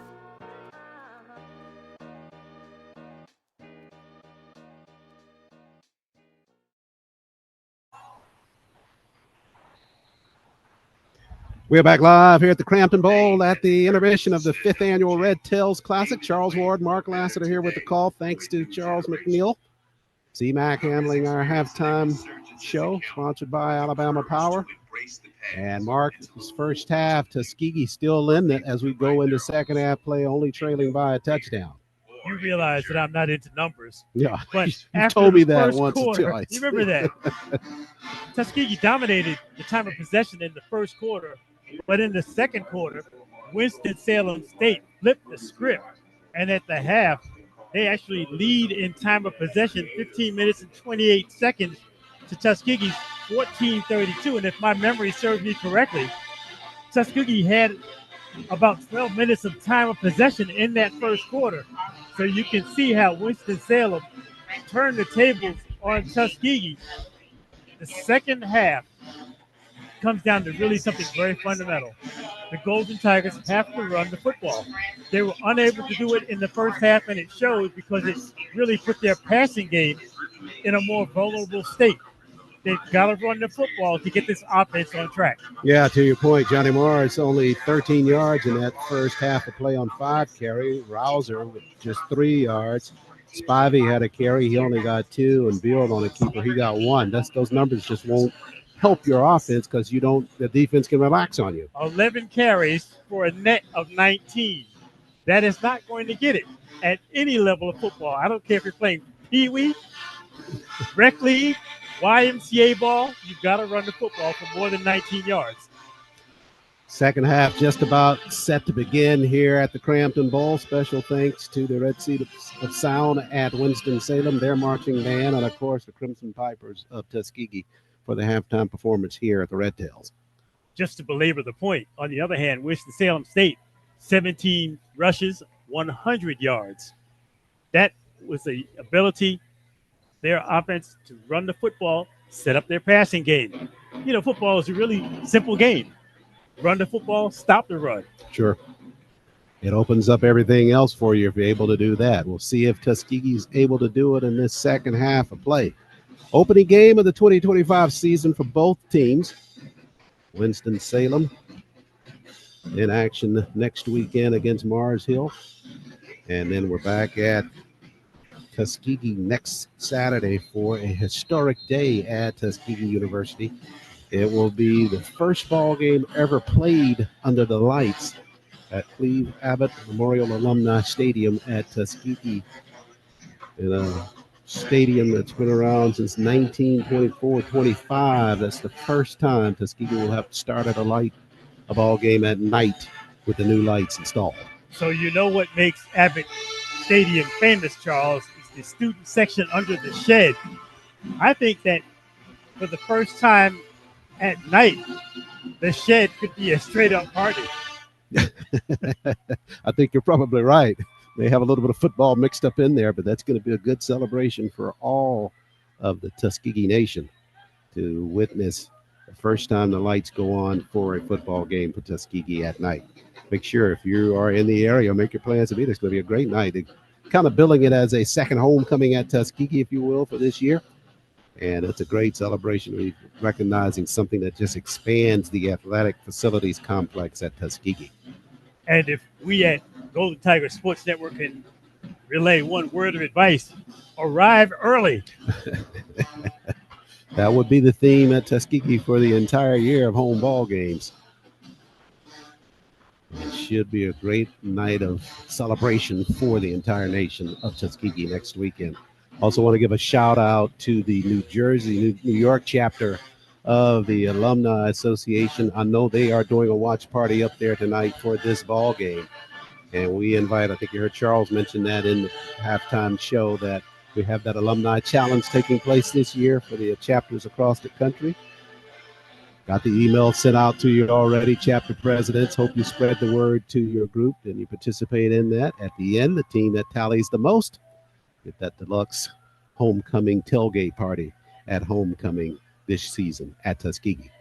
Second half of football underway here at the Cramton Bowl. Tuskegee will have first chance at it offensively as the Rams will kick it away as Lorenzana, the redshirt sophomore, will kick it.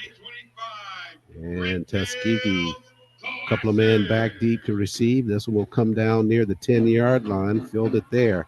Working right side, got some space there, back to the inside.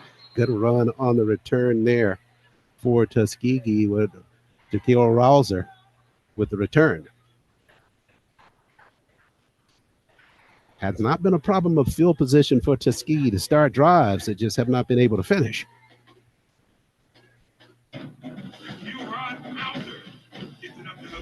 So this will be at the 38 that they start this drive.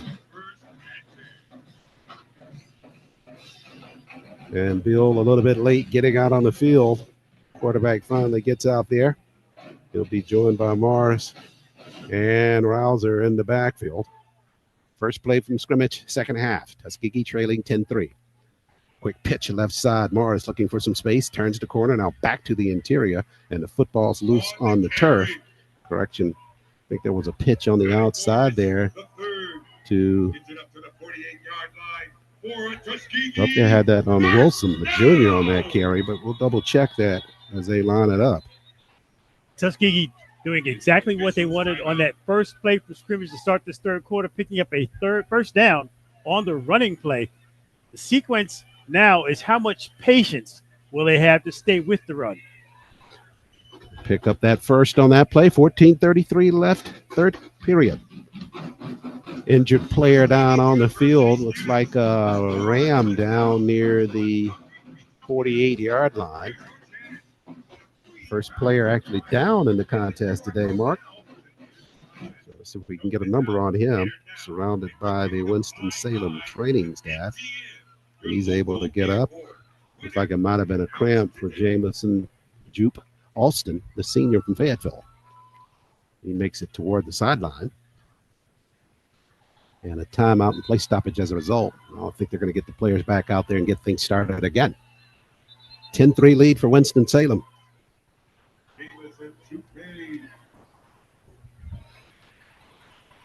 And Tuskegee, after picking up 10, first and 10 from the 47.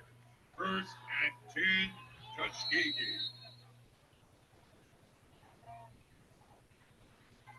Bill, that is, sends a man in motion. And he'll take the snap here. Ball fake, trying to get it out there in space at the corner with the catch is Spivey. Spivey turns it back to the inside after the grab. Got it past midfield into Ram territory down near the 47. That's a good pickup on first for that Golden Tiger offense. It's going to be interesting to see the sequence of play calls. We've seen one effective run, one effective pass. What will be the rhythm of this offense on this drive? Second down and 5. Tuskegee trying to go quick, as you referenced rhythm. And now they'll pull back for the play at the sideline.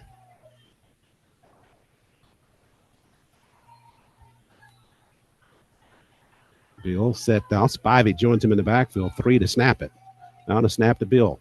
On the ground, Ronaldo works his way past the 45, pushing the pack close to the first down marker. It'll be about a yard and a half shy of that, though, and that'll bring up a very manageable 3rd and short. Now here comes that trust issue again.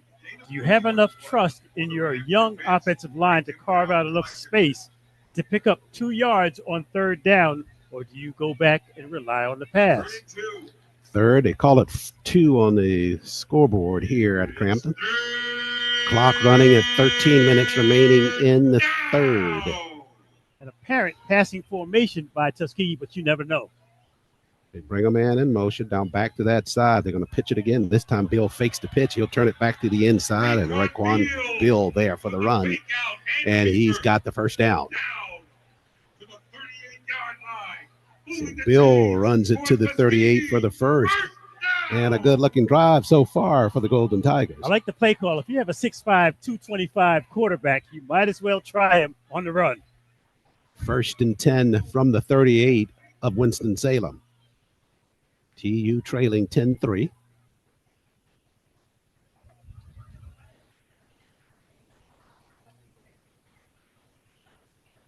Splits either side on this set. Tuskegee going right to left here in the 3rd.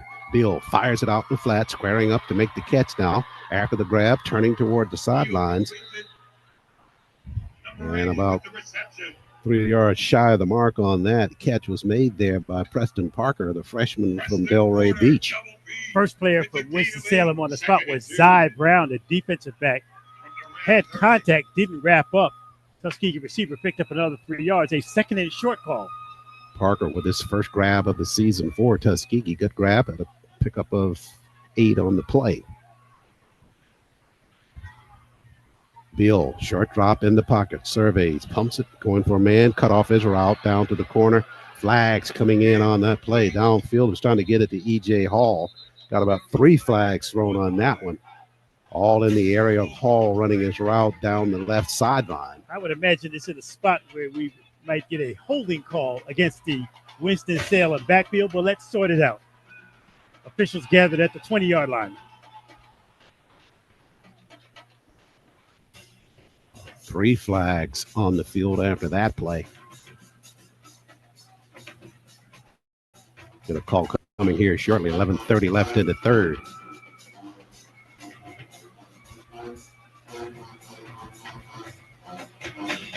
Got to turn his microphone on.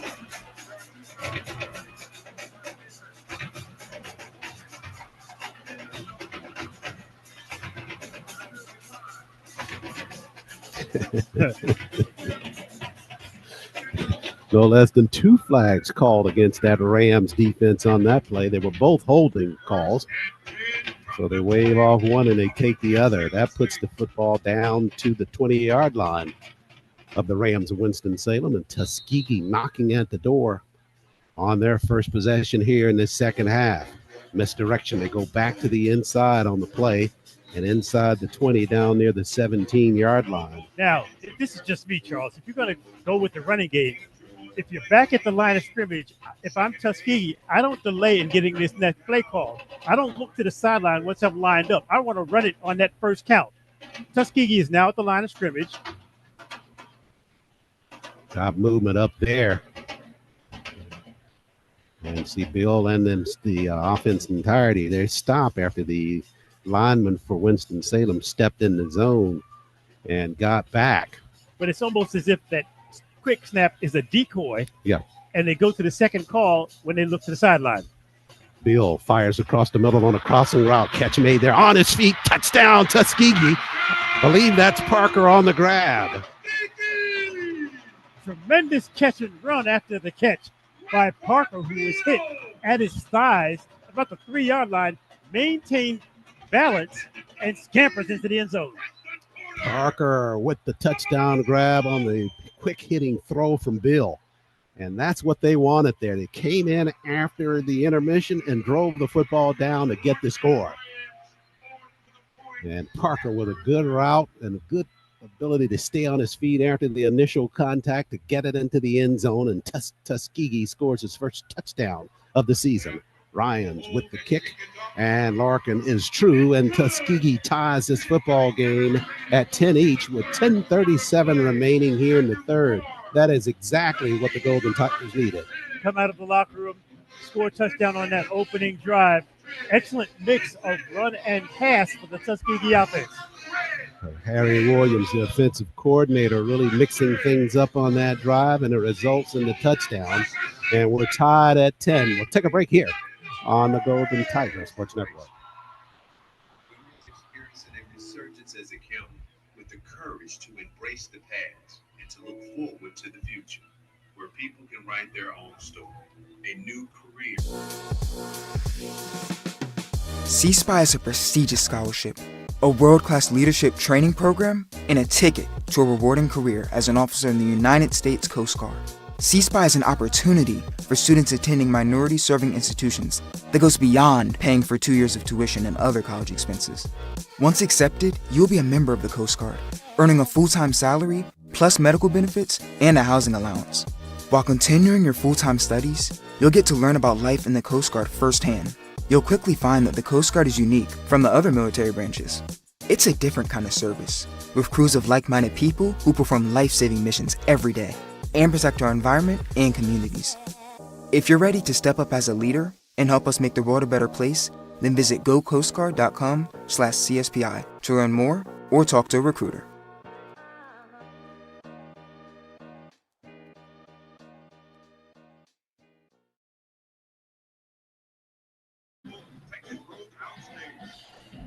We are back live at the Cramton Bowl in Montgomery, Alabama, and Tuskegee, very impressive coming out of the intermission, scoring on that drive to tie it at 10. You know when Tuskegee feels good about itself when they crank up Ball and Parlay with the marching Crimson Tiger band. Indeed, you're right. That student section over to our right on the far side of the field. They get things pumped up and to stay that way in the second half. Good adjustments by the offensive unit for Tuskegee coming out of that first half of play. Able to carry that football the length of the field. Pass from Bill to Parker. Punctuate that 10-10 tie on the touchdown throw. So that's Bill's first touchdown throw of the season.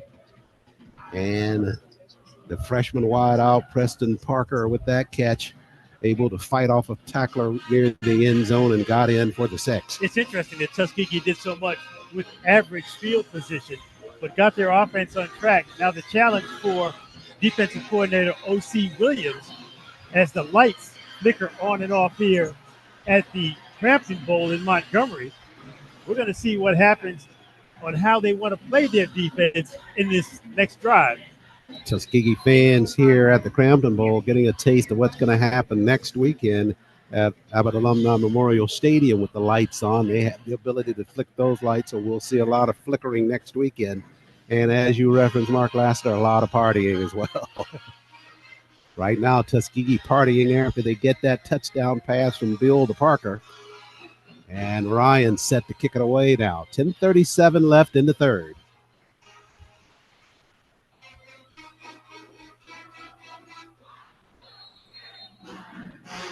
Come in deep for the Rams of Winston-Salem. And Ryan's with the kick. Deep kick by Larkin. It'll come down near the 2-yard line. Bobbled there momentarily, but scooped up and headed on the left side now. Flags coming in at the end of the play on the return by Khalil Eason. Multiple flags thrown right about the 32-yard line. That's kind of the way that play was headed toward the Tuskegee sideline, with Winston-Salem going left to right. And right around the 30, just a bunch of bodies colliding over there and a bunch of flags coming in as a result. You can see the Tuskegee defenders are applauding as if the play coming up will be a call against Winston-Salem State, and it is. They'll get them for the hold. And boy, this could really bode well for Tuskegee. They got momentum coming, sending that defense back out there now. The idea, get in there on a 3-and-out stop and get that football back for that offense with perhaps a short field to work with. Phelan Lee All CIAA quarterback set to go. Officials set to go. He'll start in the shotgun. From their own 19-yard line, 3 up front for Tuskegee. Lee, low to the ground. He'll take the snap. Fakes it. Here comes the pressure. They had a hand on him. Now they'll get the sack on him back near the 14-yard line. It's a coverage sack. On the outside, Tuskegee's cornerback did an excellent job downfield, not giving the quarterback for Winston-Salem any space to look downfield. Shut things down downfield, and they get the sack as a result. That's exactly what Tuskegee wants. You push them back 2 on that play, make it 2nd and 14. Golden Tigers 10th in the conference in sacks last year with 22 total. A couple in this ball game already. Lee brings a man in motion. Tuskegee flirting with the blitz. Up the middle, the Rams run it. They got it back near the 17-yard line. Excellent play by Kimber. Linebacker for Tuskegee. He's a junior. He finished last season really strong. Indeed.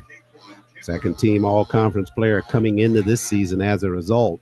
Rough on that carry. Picked up 2. That'll make it 3rd and 12. Situation Tuskegee wanted, and this is where they are on a 3rd down and long for Winston-Salem. See if that secondary can hold up on this 3rd down play. 9 minutes, 10 seconds left in the 3rd. Tied at 10.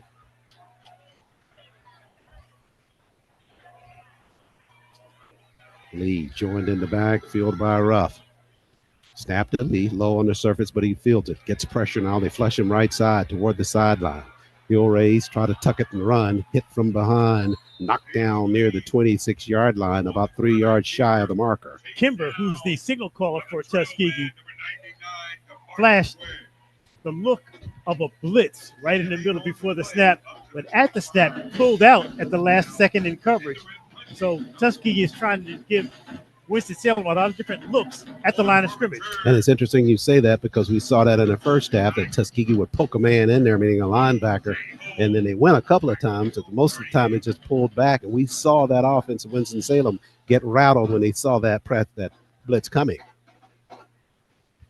Tuskegee showing punt block. Brown set the punt. It flags at the line before they're able to get the snap away. I think Winston-Salem State got a little jittery. They saw 9 players looking a little bit too aggressive at the line of scrimmage. Yeah, it was. I want to be against the Rams as well. So that'll push them back to the 25. And Tuskegee now, if they can do anything on this return, will have outstanding field position.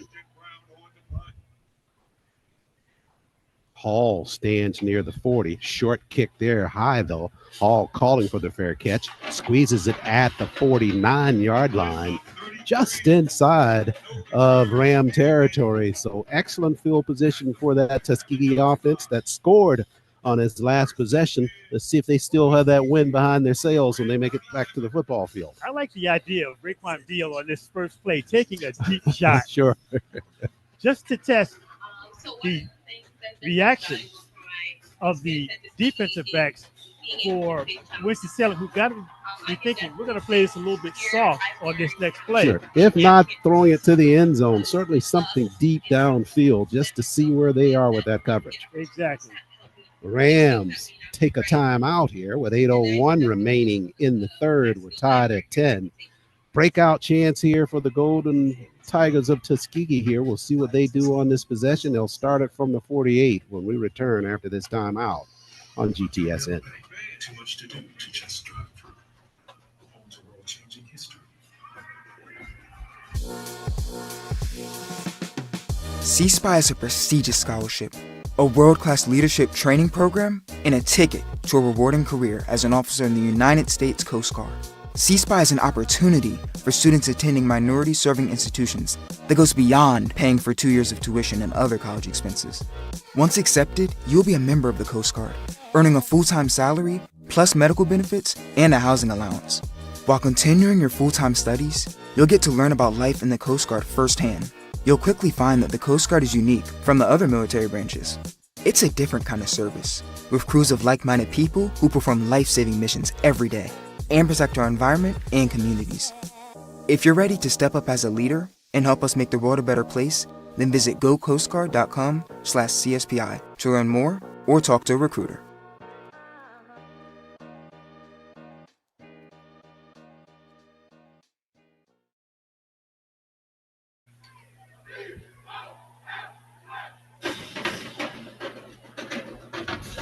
.801 remaining here in the third quarter of action from the 5th annual Red Tails Classic. Tuskegee 10, Rams of Winston-Salem 10. Tuskegee on the punt return, starting this drive from the 48 of Winston-Salem. We had a very successful drive. What I'd love to see Tuskegee do is get to the line of scrimmage. Do not hesitate. Go. Just go. Sure. First down, go. They come in after the timeout, lined up with Bill in the shotgun.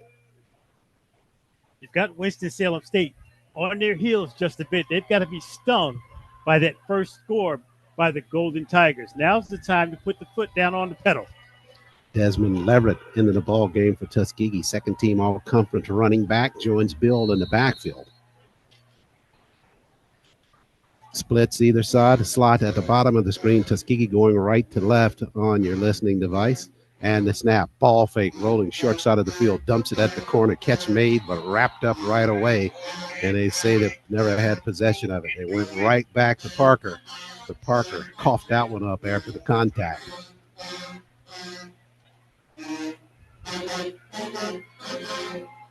So the pass goes incomplete.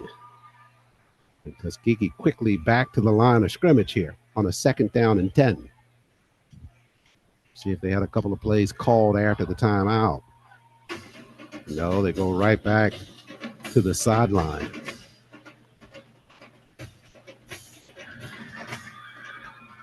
.754 left in the third. Tuskegee led early in this ball game, got the field goal from Ryan to start the scoring off.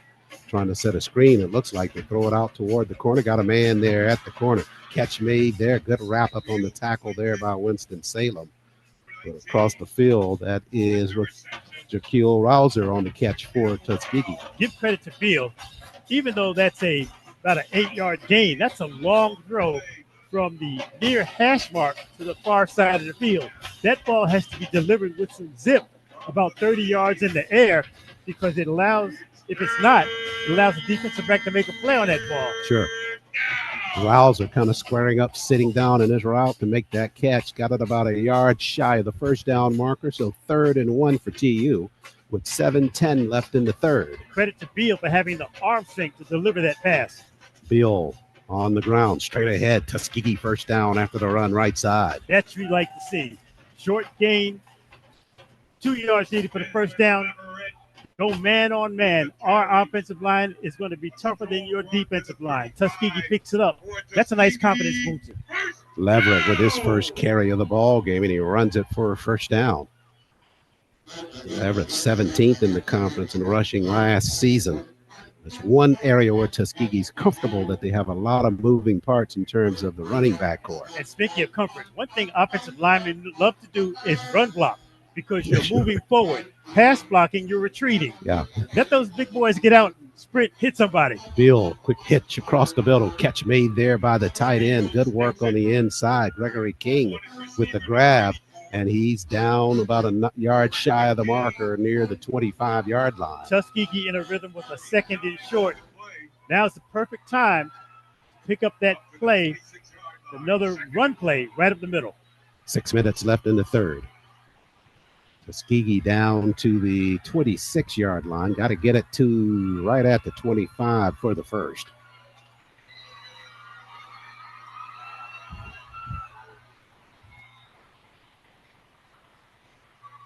Beal ready on the snap, on the ground. Got the first down, working it left side. Inside the 25 down near the 21. Desmond on another carry for Tuskegee. Hard work by Leverett on the inside. And they move the chains with 5:25 left in the third. Now still tied at 10. Tuskegee on its way, though, just outside the red zone. Tuskegee that time ran right at Noah Morris. Again, he's listed at 245. And if I had to guess, just by looking at him on the field, These may be 345. I'm going to have to check some of these typos on the weight listings for the front of Winston-Salem State. Yeah. Maybe a little trickeration going on with We're these small. listings. Yeah, believe us, we're small, right?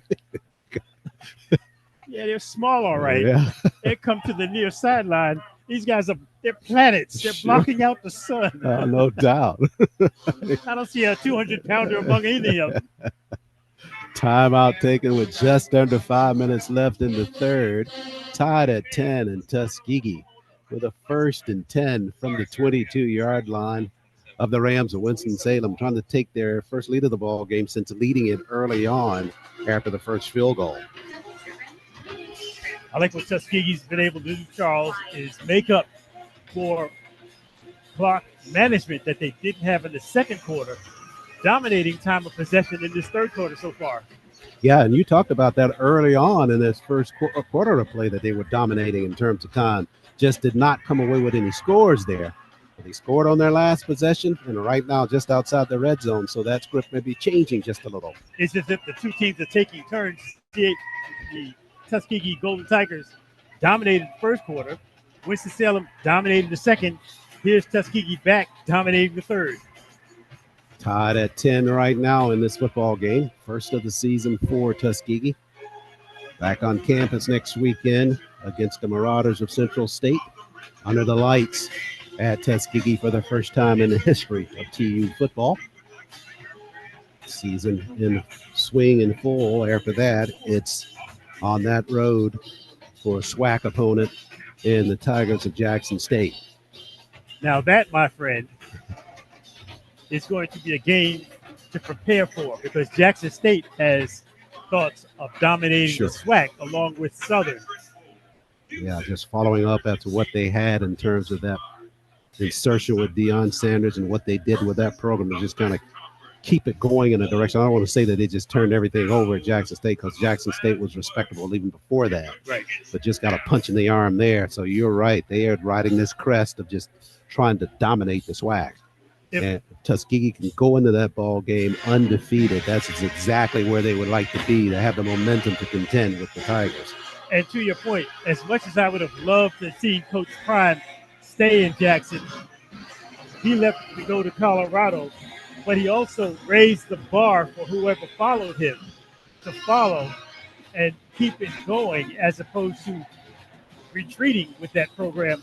Jackson State has gotten a taste of getting national attention. Sure. And they want to stay in the spotlight. And for Tuskegee, obviously they're trying to rebound from a 5-6 effort a year ago and just trying to reclaim that football legacy at Tuskegee. This is the winningest football program in all of HBCU football, trying to get their 720th with a win here over the Rams if they can break this tie, keep a lead, take a lead, and keep it to the end. You know what's interesting? Coach Aaron James, now in his third season, has got to be feeling some type of rhythm or possession that this is his squad now. Indeed, you're right. He was named coach in waiting from A.D. Reginald Ruffin when Ruffin was here for his first year, where he was an A.D. and head coach. But he got that lane clear and made it clear to the Tuskegee Nation that Aaron was his choice for head coach. And Aaron's trying to settle into that role. This is going to be a bellwether year for him, as you say, get the marker on that program under his watch. After the timeout, Beal, short hitch, they dump it out in the flats. On the turn, catch is made. Rouser trying to get it back to the inside. Got it inside the 20, down near the 18.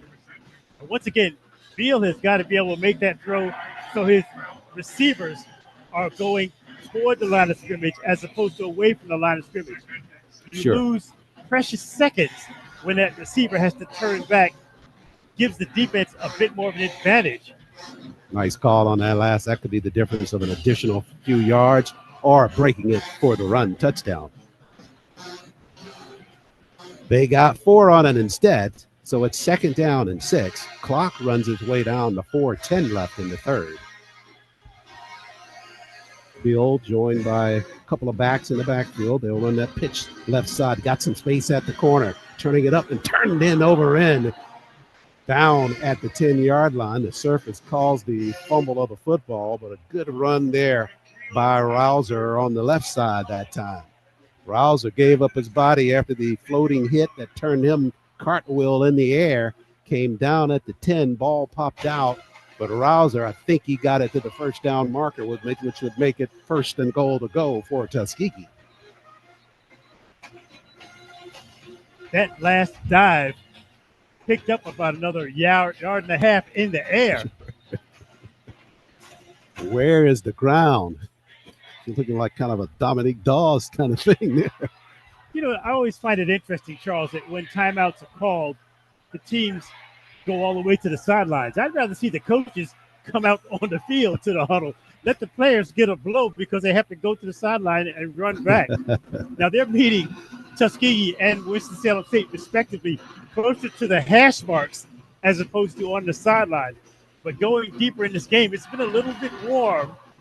You want to conserve as much energy as possible. Yeah, I hear you on that. Especially with those big linemen. Tuskegee is loaded with 300-pounders. They're going to make me go to the sideline for every timeout. I've done enough wind sprints. Let me stay out here. You come out here and bring some water while you're at it. I can hear Coach Aaron James and Robert Massey in unison from Winston-Salem saying, Mark, you get your own team. You can do your own thing. 3:26 left here in the third after the timeout, and the players go back to the field after they went to the sideline. Play set to resume here.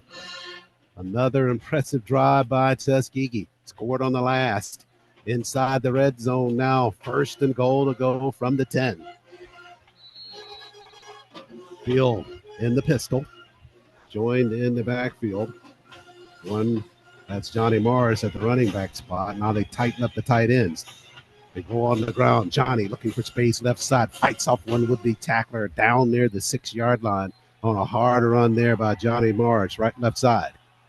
Beal has got to be thinking that off that ball fake, if I can make it crisp enough and get Winston-Salem to bite to one side, I might have some open space to the opposite side. He carried out his ball fake on that last play to the wide side of the field.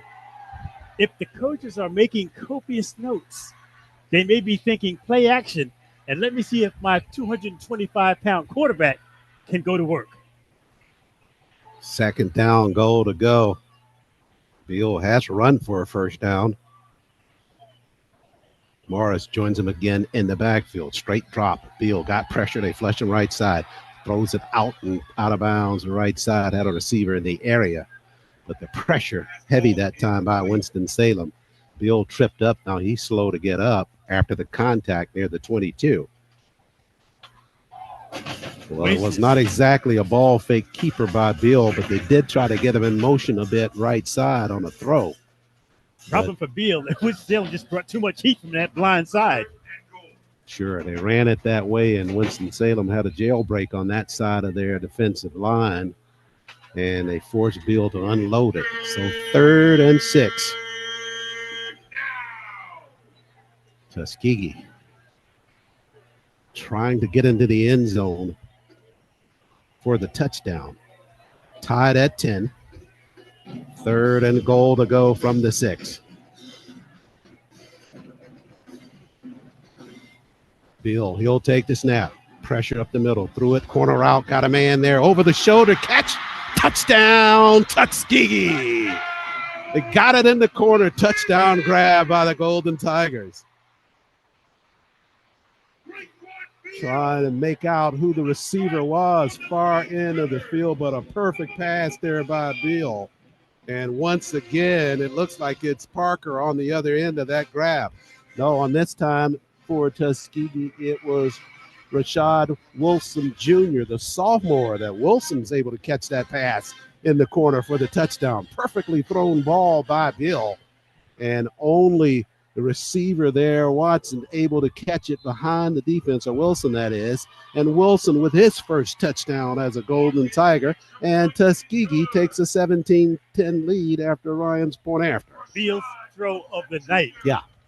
Couldn't be thrown more accurate if you had handed it to the receiver in space in the corner of the end zone. Just a thing of beauty on the pass by Beal. Had that defender Wilson did on his backside, and Bill placed it perfectly. And a good job there by the receiver, the sophomore from Detroit, Michigan, Rashad Wilson Jr. That's going to be a tremendous boost to Bill's confidence, knowing that he can hit that throw in the corner of the end zone. He attempted it once in the first quarter and missed on it deep. This time, makes it incredible throw and an excellent catch over the shoulder for the 6. 17-10 Tuskegee leads. These teams meeting for the 8th time. And Tuskegee right now leading by 7. Ryan's deep kick by Larkin. It'll be into the end zone and a touchback. All the momentum swinging in the way of Tuskegee now.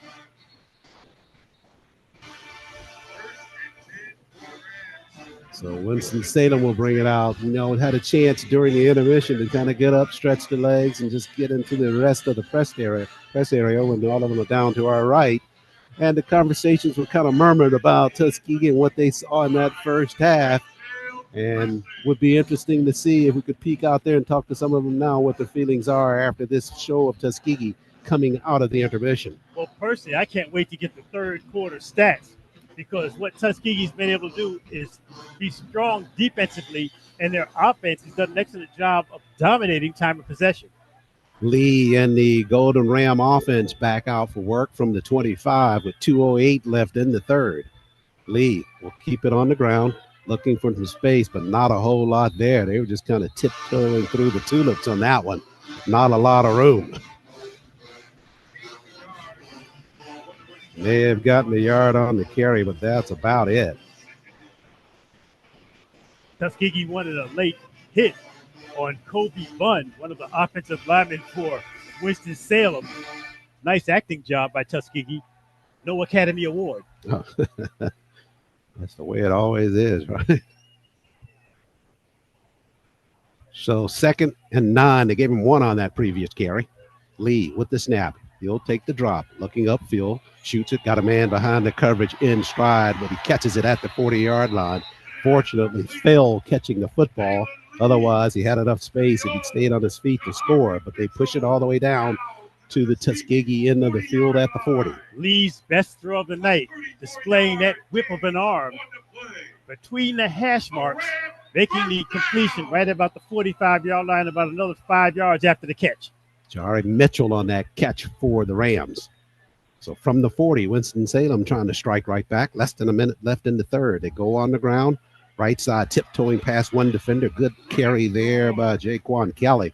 Kelly saw that his legs were about to be taken under him on a side swipe with the arm, just stepped out of that and got an additional 4 yards on that carry. A rare missed tackle by Javion Miller of Tuskegee, who had a crack at him about the 40-yard line.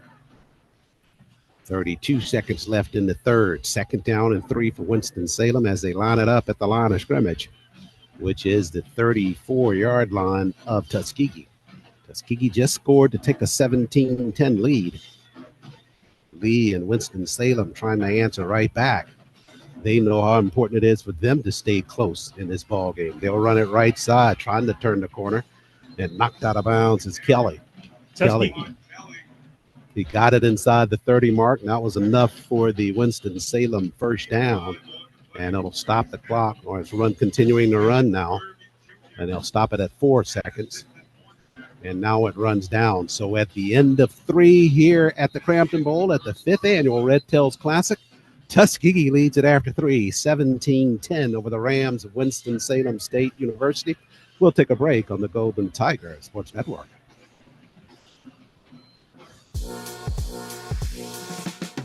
C-SPY is a prestigious scholarship, a world-class leadership training program, and a ticket to a rewarding career as an officer in the United States Coast Guard.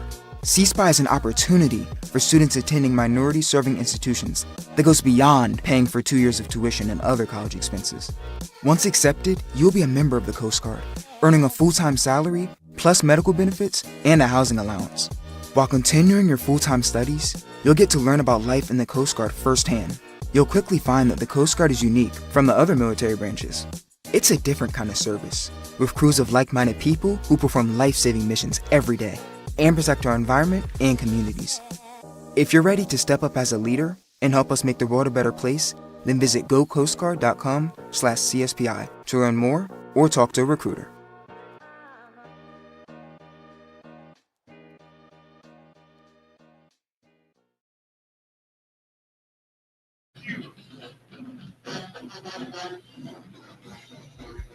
Set to go into the fourth quarter here at the Cramton Bowl. Tuskegee headed into the fourth with a 17-10 lead. 1st and 10 for the Rams of Winston-Salem State at the Tuskegee 28-yard line after a long pass play from Lee to Mitchell to get him on the Tuskegee end of the field. And Tuskegee will want that 17-10 lead to be short-lived, but they're going to have to really get stiff on the defense here to hold it. We talked about the defensive backs coming into this game being the group that Tuskegee really wants to prove off of 2024. This is going to be an excellent test for them in this fourth quarter. Well, they got a lot of momentum. You were asking for those third quarter stats. We finally got our hands on those, but Tuskegee in that third quarter really turning the tide of this football game. Right now, TU total offense at 48 plays for 183 yards now. That number still heavily in favor of Winston-Salem in terms of total yards. 39 plays for 249, but a lot of theirs have just been on big plays like the one we just saw with the pass from Lee to Mitchell downfield. Time of possession, though, that was the thing we were trying to really keep an eye on as we ended that third period. Tuskegee keeping up football at 48 seconds. And for Winston-Salem, they're right at 20 minutes plus. So about a 4-minute advantage there for Tuskegee in terms of possessing the football. Now, here's the beauty of what Tuskegee's done. In the third quarter, Winston-Salem entered having run the ball for about 100 yards. Right now, they're at 119. So Tuskegee's defense has done an excellent job of shutting down that run. Well, that's just what you talked about. These games are won on whether you can run the football. And O.C. Williams and that defense recognizing that. They've done a good job of shutting down Winston-Salem in the third. Final 15 minutes of this ball game, we'll see if things can stay that way. Meanwhile, passing, Raekwon Beal 15 of 29, 124 yards, 2 touchdown tosses. That early interception. Beal Lee, that is, for Winston-Salem, 7 of 16. He has 1 pick, and he's right at 130 yards. That was kind of the profile match we were talking about coming into the ball game. Which of these quarterbacks would really take command of this ball game? And right now, you got to say that scale is tipping in the favor of Beal and Tuskegee. Beal just seems to be playing with a little more confidence in this third quarter than he was in the second. That last touchdown throw, I can't get over the accuracy that he delivered the last pass with. The oldest senior from Detroit, Michigan. And as stated at the top of this broadcast, Charles, I feel that if Beal can reach about 55% completion rate, which would be, an improvement of what he threw for last year, or approach the 60% mark, Tuskegee will be in great shape. As play resumes, Lee in the pocket, floats wide up, open. Got a man wide open. That's an easy touchdown there for Winston-Salem. He came in to start the fourth, and an easy toss there, touchdown in the corner. And he got a man there, a flag on the play. We'll see if this one gets called back, but wide open in the end zone, or Jaden Grimes caught it at about the 10, an easy walk-in for him. But we'll see if that one gets off the books. Tuskegee jumping around as though it will. So there is a reason for what looked like an apparent blown coverage. We had a hold up front against Winston-Salem, and that apparent touchdown will be not so apparent and called back. Austin Pittman, the sophomore from Winston-Salem, guilty of the hold up front for Winston-Salem. So the football will be pushed back, and Tuskegee gets another break here to start this fourth quarter. You hear teams so often refer to the phrase, do your job. Tuskegee's defensive backs have got to be aware, especially when Winston-Salem runs motion, do your job, cover your zone. That was the problem area for Tuskegee late in the season. It was that secondary just not able to hold up to the relentless pressure from the opposition. They're going to dump it again. This time they go down low with the pass. Catch is made by Kelly. And Kelly got it down to about the 34-yard line. Winston-Salem trying to run a variation of a bubble screen to the far sideline. Not much doing, bringing up a 2nd and long. Tuskegee is going to be interesting to see if they load up that front with an extra linebacker. They've been going with a 3-man front, but with different looks. See if they try to pepper those linebackers, kind of showing that they're going to shoot the gap on a blitz. Has rattled Winston-Salem throughout this ball game on a 2nd down and 15 here. Line of scrimmage 34. Lee, he'll line up in shotgun. Tuskegee now with a 4-man front. Kelly joins him in the backfield. Straight drop by Lee. He'll step up to the line, thought about running it, could not get free, and Tuskegee wrestles him down at the 35, a loss of a yard. Again, good coverage that time, downfield by that Tuskegee secondary. Well, what Tuskegee did, they dropped the safety deep. They had a man all the way back at the 10-yard line, really trying to play that safety net with, looked like Antonio Knight Jr., senior. And so that look confused Winston-Salem just enough. And don't forget, now you called that name before, Antonio Knight, because he got the interception early on in the ball game for Tuskegee. And as you referenced there, they dropped him back and he's looking for the same thing here. It'll be 3rd and 16 after the takedown of Lee from the 35. Here's the snap. Lee in the pocket, slides to his left, pumps going upfield, another man wide open at the 10. Takes a hit there, bubbling the sideline. Did he stay in? And he did. Touchdown, Devontae Dogs. So the dog makes the play for the Rams.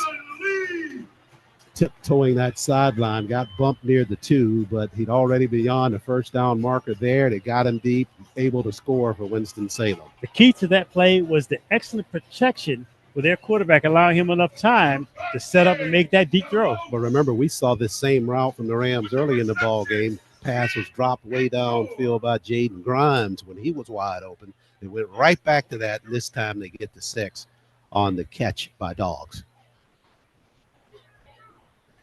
Lorenzana now on with the point after, and he knocks it through. And at 13:03 remaining in this football game, we are tied once again. 17-17 your score. This is classic football from the Red Tails Classic here in Montgomery, Alabama. More after the timeout.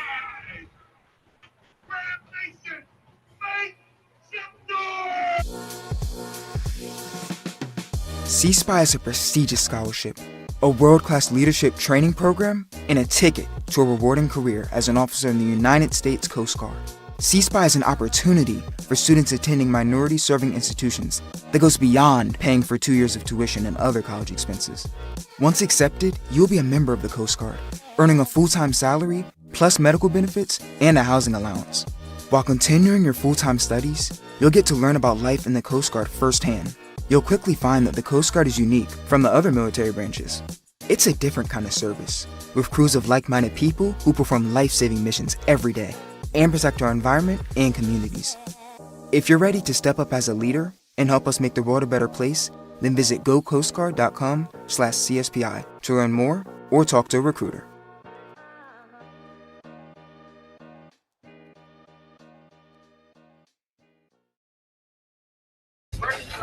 Back live here, the Cramton Bowl, things tied again, this time at 17.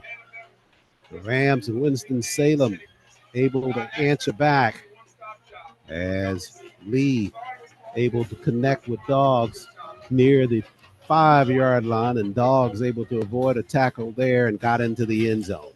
This Red Tails Classic is turning into a very entertaining ball game. Teams trading blows in the 3rd quarter. Just what you wanted here for a classic to start the season for Tuskegee and for the Rams of Winston-Salem. You referenced it in the pregame. Both programs looking to take that additional step in a more positive direction. Rams with a 7-3 finish last year, and Winston-Salem, they are predicted to finish 5th in the CIAA this year. And they have had a storied tradition, and their slogan for the year is to protect the legacy. And they understand that, and nobody understands that any more than the Golden Tiger program at Tuskegee University. Legacy all over the Tuskegee program. And Tuskegee, after 5-6 campaign last year, looking to rebound and take things in a more positive direction, looking to see if they can be atop of this SIAC at the end of the year. Both teams have opponents in their own conferences that they're chasing. Winston-Salem State is chasing Virginia Union. Tuskegee, they want Miles. Yeah, indeed, indeed. But a lot of programs in that SIAC. It's a benchmark year for them. Albany State picked to finish first. And under Quinn Gray, the head coach down there, not that necessarily he's on a bubble, but they're expecting to see that next step from the Golden Rams. And, of course, you talked about it, Clark Atlanta. They have just come on the scene under Teddy Keaton the last couple of years, and really they were predicted to finish second in front of Tuskegee. And as you referenced, in Alabama, it comes down to Tuskegee and Miles, no question. Rams will kick it away. Tuskegee's turn now to see if they can answer. Rouser will be back deep, and Cooper will join him. See who will have the return for the Golden Tigers after the kick from Lorenzana. Tuskegee would like nothing better than a decent run back. Field position has been key for their offense. They squib it again to try to keep it away from the speedy backs. It's going to be over the shoulder fielded. That's Spivey with the football, trying to get it to the other side of the field. Now he'll cut it up the middle. And Ronaldo got it up near the 32-yard line, and that's where the Tuskegee offense starts this drive, tied at 17. Decent field position. So we'll see what kind of momentum Tuskegee comes out with after giving up the score defensively. Scored on their last two possessions, trying to see if they can't get a sustained drive here, eat some clock, and get another score. We've been working together too long because I was thinking sustained drive, burn some clock, keep their defense on the field. Nice call. You can utter it.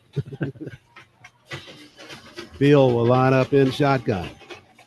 4 up front for Winston-Salem. Quick snap, quick hitting pass out in the flats. Catch is made there by B.J. Hall. They are trying to definitely get him involved in this offense. Came into Tuskegee with some good numbers from Troy University, and they were happy to have him. They're just trying to get him more involved now. One thing you notice about Hall is his acceleration. Doesn't take him one step or two step, get up to full speed. Part of that entourage of players from Tuskegee itself. B.J. Hall with that catch for TU. Got Dine on the catch. Worked that pass out in the flats. Hadn't seen very much of those, but that one's a good one. Not a long pass across field. Ball pumped there by Bill. He'll take a drop. Got a man. That's Hall again behind the defense. Can't pull it in. Had to go up on the ladder to get to it. Catchable ball, though. Dangerous throw with a Winston-Salem defender about 3 yards in the neighborhood. They took that shot on a 2nd and 1, which is not a bad call at all. Now you had a 3rd and 1 here. I like the call. If you're going to go deep, go deep. Try not to throw it that close into double coverage. Winston-Salem had a man coming over from that safety spot to cover on that play of Hall. 3rd and 1 here for TU. Got to get that 1 yard to keep the football with 12:10 left in the ball game.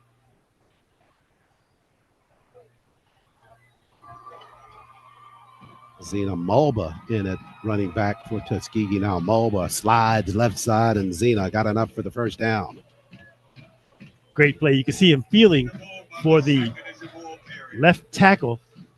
Once he got a hand on him, went to his outside, found the space, picked the first down. So they'll move the chains, keep the football, tied at 17.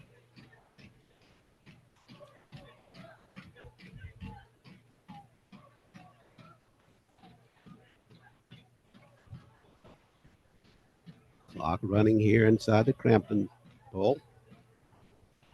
Tuskegee 66-54-7 in season openers. Pitch right side, looking for some space, trying to turn the corner. Mulba sheds off one block, got it past midfield. Down at the 49-yard line on the Winston-Salem side of the 50. Decent pickup on first down. 2nd and 6 gives you a little bit of option for your play call. You want to get creative? You might take a shot from this point on the field. Just past midfield. 2nd down and 6. And when I say shot, I'm talking 20 yards plus. Sure. Malba stays in the backfield with Bill. Slot is to the top of the screen. Tuskegee going left to right on your listening device. Hall in motion. Got it out in the flats with the catch. Now running toward the sideline and back to the interior. Hall threw the block out there. Down the Winston-Salem player across the field. He may have picked up the first down with the second effort, Catch was depending upon the spot. Yeah, very close to it. Catch was made by Ian Nation, the sophomore from Auburn, Alabama. They decoyed Hall running that way in motion, and they got Nation coming back with the catch, and he worked it about a half yard shy of the marker. Judging by the chain gang and the injury, fortunately, the player from Winston-Salem back up. That was very close, being a first down pickup just on that second effort. Christopher McCorkle. He is over to the sideline, and Tuskegee now with a 3rd and 1. Very manageable. Really thinking perhaps 2-down territory here on this 3rd and 1. I like quarterback sneak with the big Beal. Just take that snap, go straight ahead. Sure, we saw them do that in the first half. Just had them run straight ahead. Take this beef if you can handle it.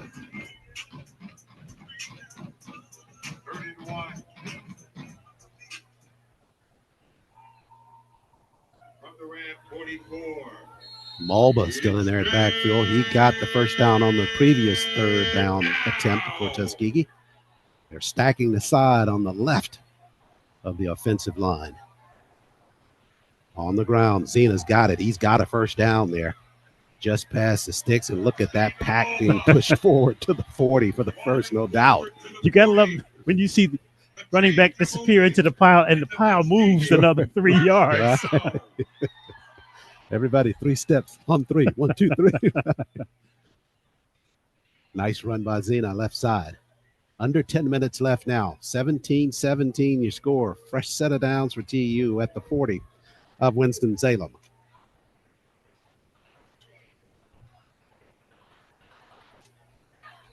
Beal steps to the line now. Desi Morgan Jr. there lined up as a fullback right side. They'll go that way on the run. Zena with the head down, plows inside the 40 down near the 38. It's an interesting offensive formation for Tuskegee when they're running like a slot or an H-back, lined up 2 yards off tackle on that formation to the right. They could deploy that person as an extra blocker. It'd be interesting if they sent that person in motion to get an extra body into the middle of the field on some of these run plays. Pick up of just 1 on that play. Beal to the sideline for the play. You know, the whole point of football is see if you can get extra hats to the point of attack by any means necessary. Absolutely true. Mark Lassiter Nuggets on football. Beal steps up in the pocket, avoids the pressure, dumps it, got a man across the middle, catch made there, behind the sticks, first down for TU.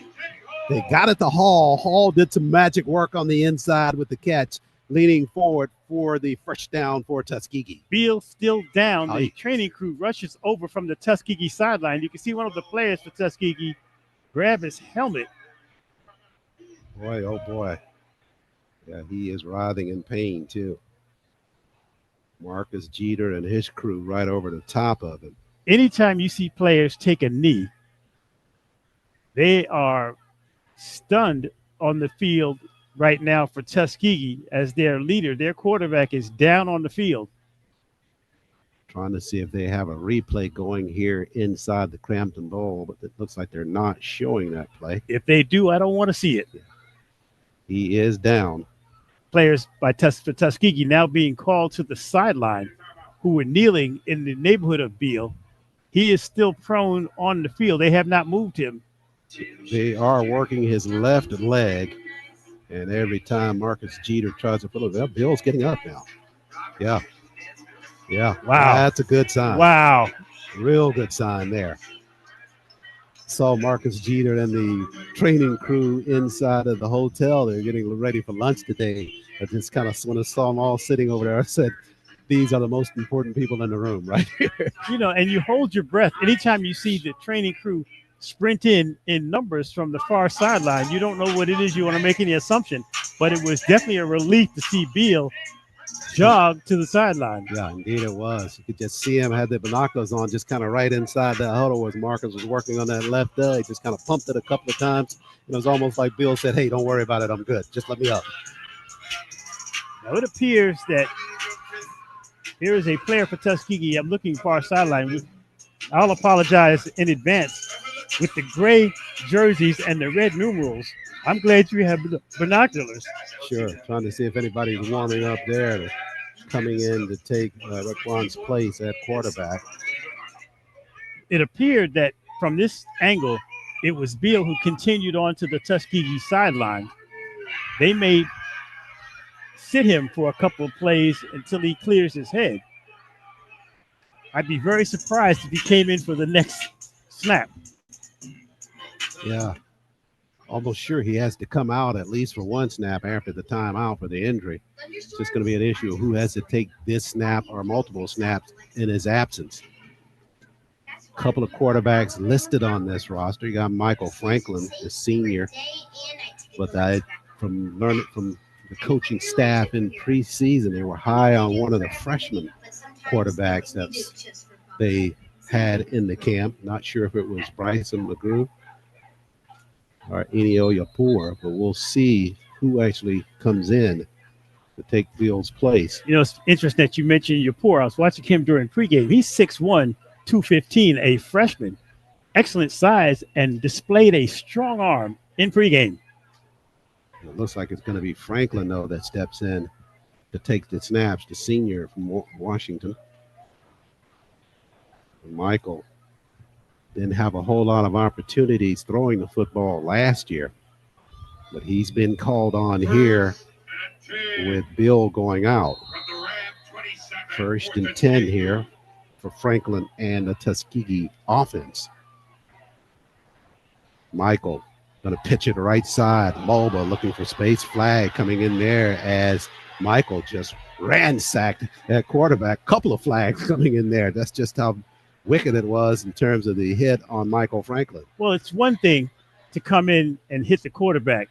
Quite another to come in with a forearm and give him the business with an obvious extra effort. Yeah, like, knocking Franklin backwards on the turf. What do you mean coming into this ball game? We knocked one out.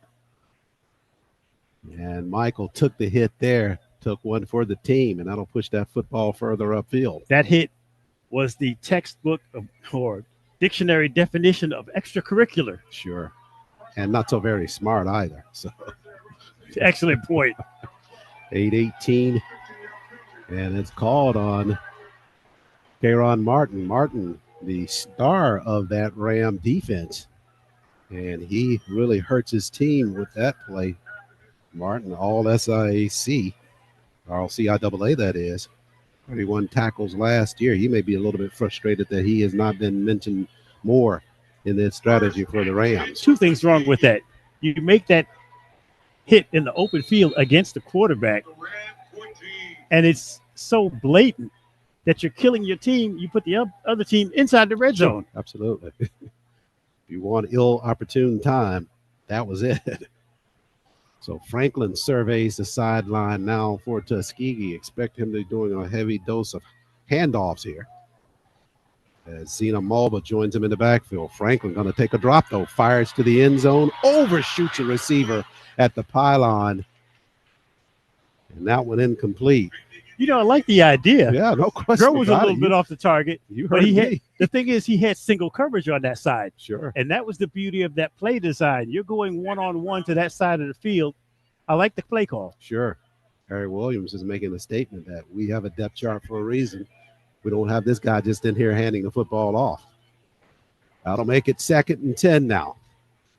If you can find one-on-one coverage, that's exactly what you want on this part of the field. Let your receivers go to work. I'll tell you one other advantage they have with Michael in the lineup. He may be a little bit more quick of foot than Raekwon Bill. So if it gets into a run situation, they run it on the inside. You talk about a run. That is a run. Tuskegee got it down inside the 5, close to that first down marker. Did you say quick, Pete? Yeah.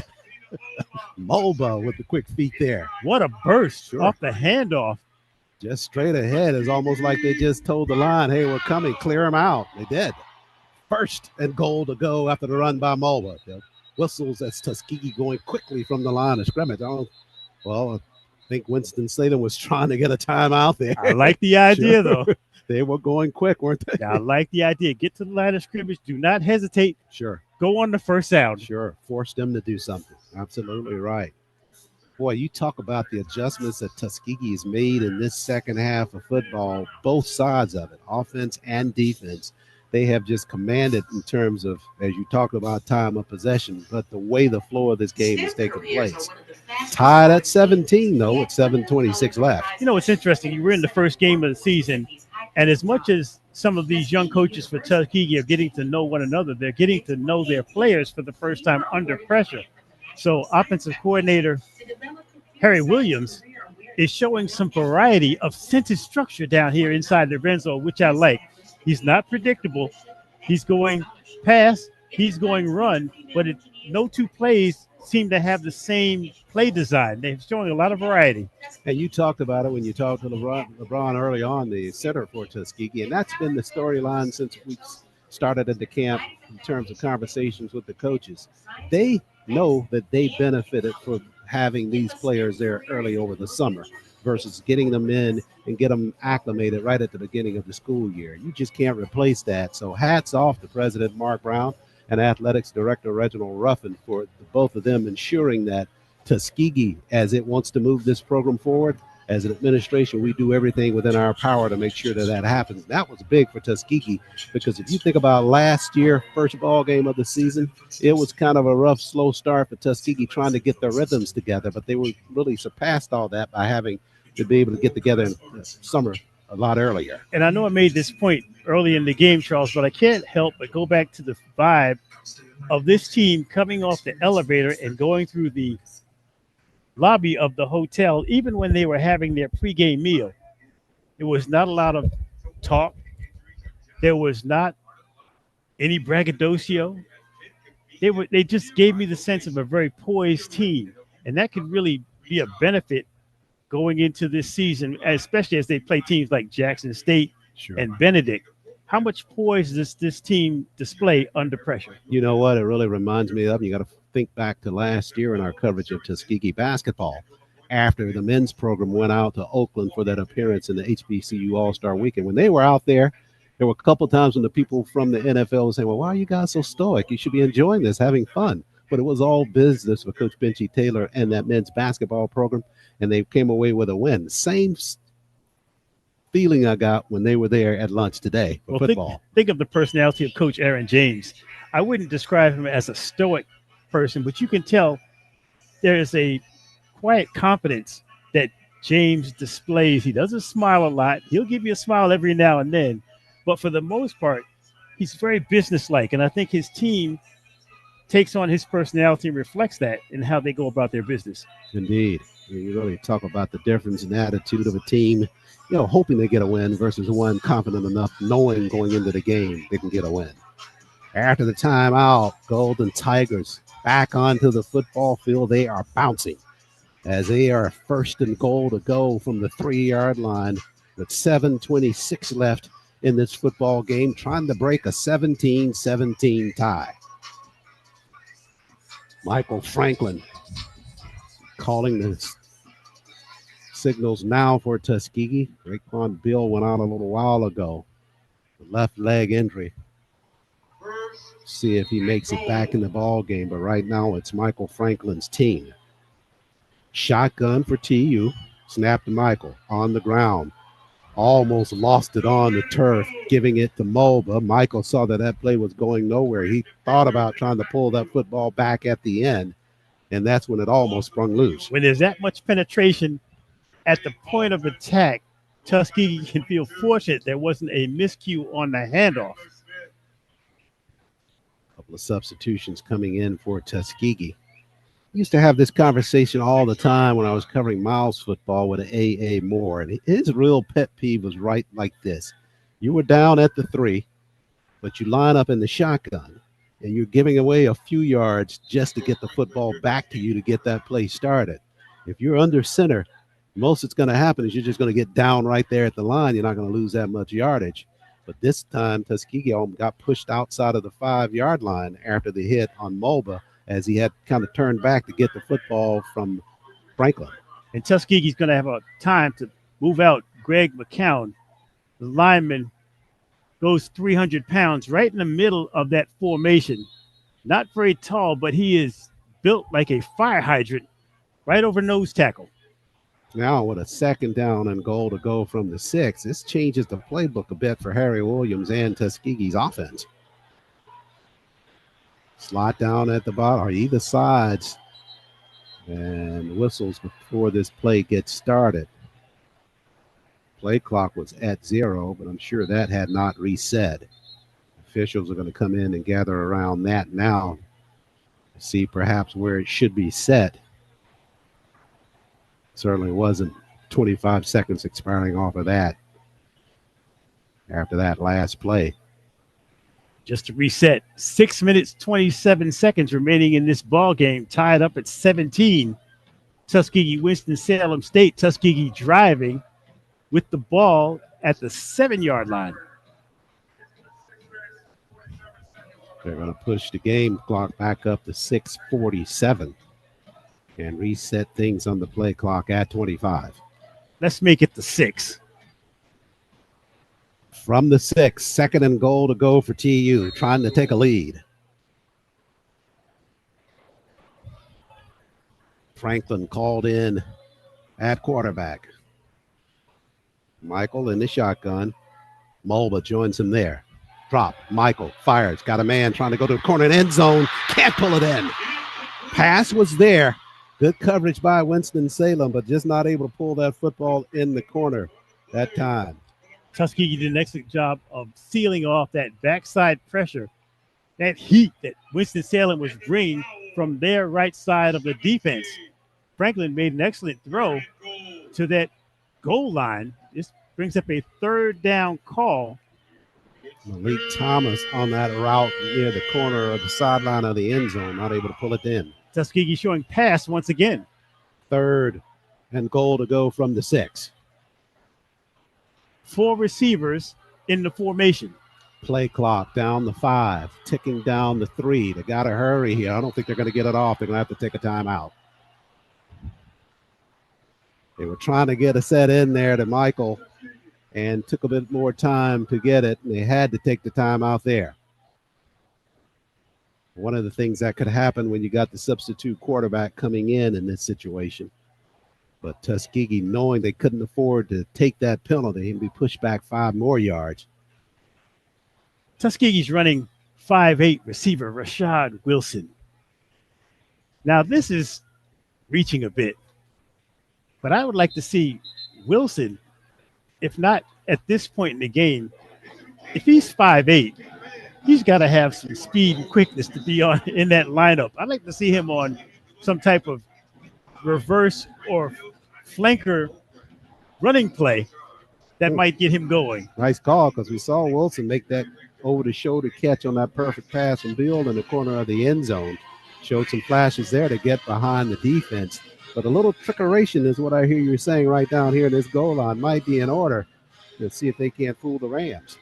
That's what I'm feeling. I mean, note the formation. Now they have 5 receivers in the formation, 3 to one side, 2 to the other. It's a wide open formation for Tuskegee. 3rd and goal to go now for TU. Franklin on the stage for Tuskegee. Michael, he'll take the snap, looks to his right, gets pressure. They flush him right side, got some space there, pumps once. Michael spins back to the inside, lunges down at the 1-yard line for Tuskegee. Almost in there for TU. Great call.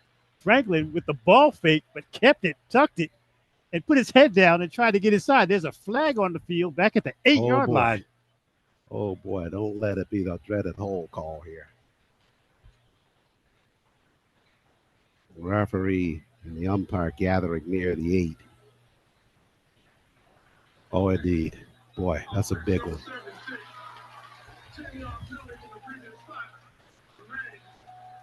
My, oh, my.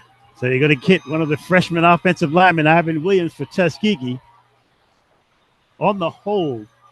You know, it gets to be that jailbreak time, like when the quarterback's scrambling there and the linemen are doing everything they can to get him free. And that's usually when that takes place. But these guys are so big in the trenches, and they just try to do everything they can. Trip, hold, clip, whatever they can to free the quarterback. But that was an unusual formation on that last play, Charles. I don't think we've ever seen Tuskegee run 5 receivers in a set like that. Indeed, wide out that time. That's Gulf Coast style. Now you have 3 receivers to the near side, 1 to the far side. See if they go for a corner here. Franklin across the middle, lops it there, spinning on the inside, but wrapped up near the 12-yard line. Good defensive stop there by Winston-Salem. They gave up the interior there, but they knew they were going to cover that one as soon as the catch was made. Nation with the catch. I'll give Franklin credit for one thing. He does an excellent job of finding single coverage. That time, he was forced out of the pocket, found the open man. So Larkin Ryans now he'll be brought on to try a 29-yard field goal for Tuskegee. See if he can break that scoring ice. Snap, kick, Ryan, not enough leg on it. Did he get it through? Yes, sir, he did. Ryans. And we'll check a flag coming in at the back of that play. Tuskegee signaling it's against Winston-Salem State.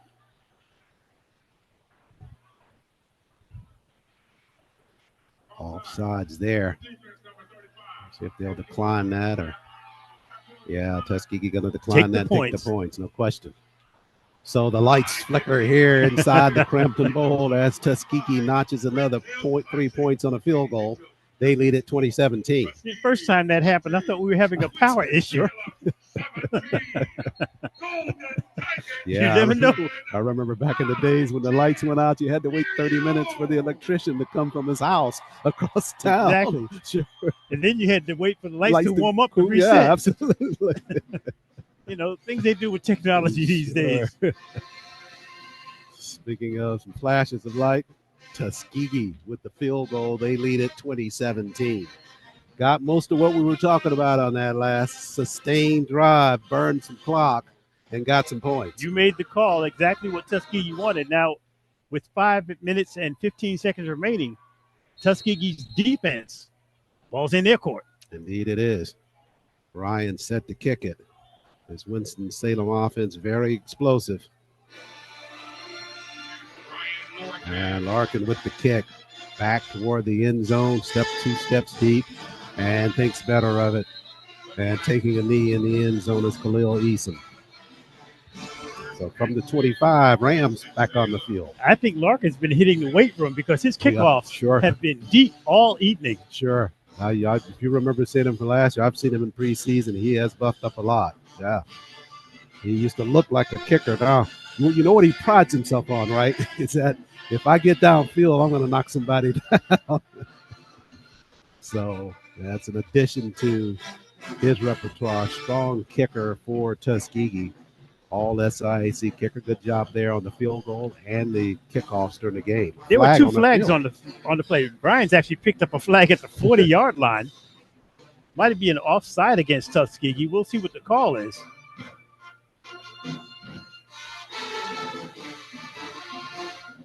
Yeah, it looks like they're going to put it at the 30, so that's likely the call.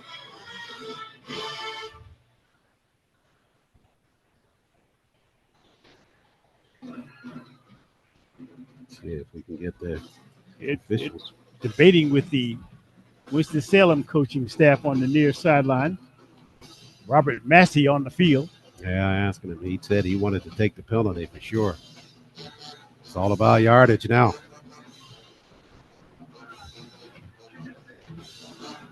Yeah. So they'll start it from the 30 to Rams will.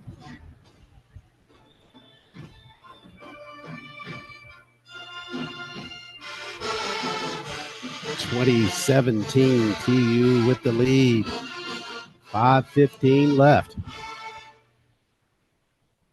Fans here at the Red Tails Classic treat it to a good season opener by these teams. Lee set to go back to work for the Rams of Winston-Salem now. And he will put it on the ground of a running back up the middle past the 30-yard line. Darren Tyler rough on the carry there for Winston-Salem. 5 minutes left in the ball game. The playmakers on defense for Tuskegee include Michael King Jr., the senior. Noticing how far off the line of scrimmage he's playing, he's trying to bait the receiver to the near sideline. Michael's biggest frustration is because he comes in with such storied accolades in terms of his ability as a defender, he does not get a lot of stuff thrown his way. Rams will keep it on the ground. They wrap up the quarterback. Now they let him get out of that sling, and Lee works his way up to the 35-yard line. Turn a loss of about 3 into about a half-yard pickup, but that'll make it 3rd down and 5.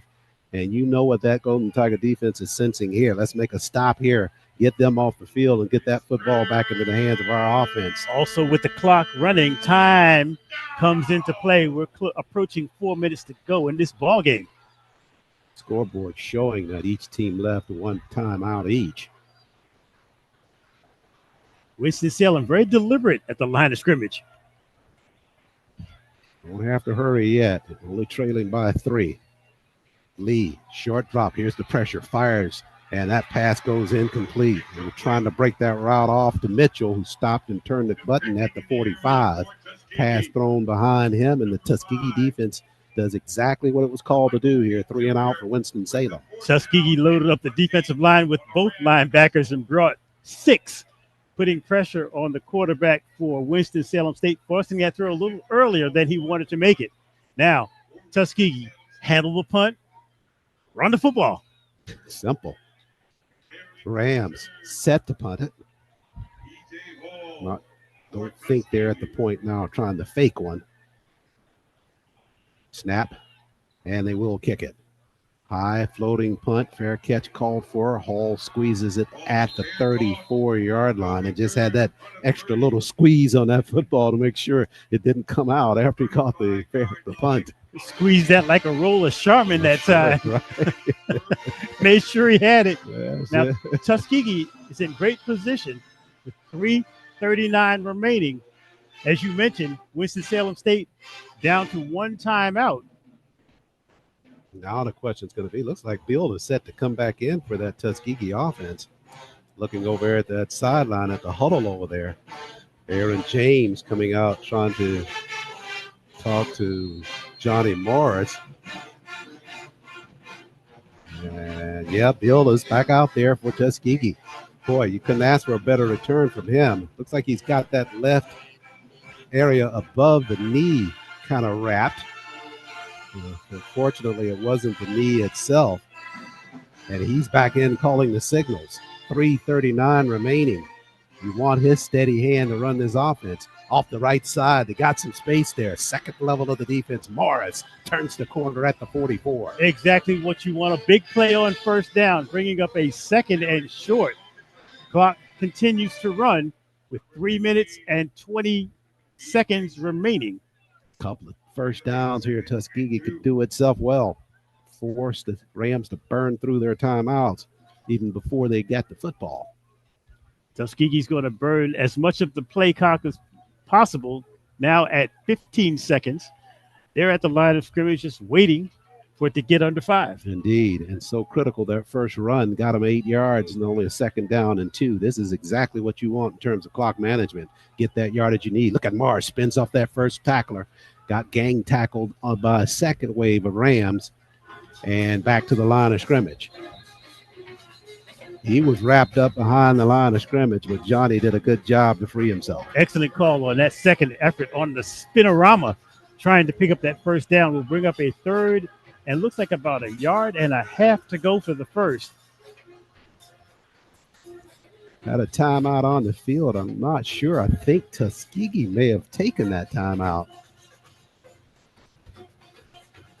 You know, the scoreboard shows Winston-Salem with no timeouts remaining. They just took it then. Yeah. That's the scenario Tuskegee wants.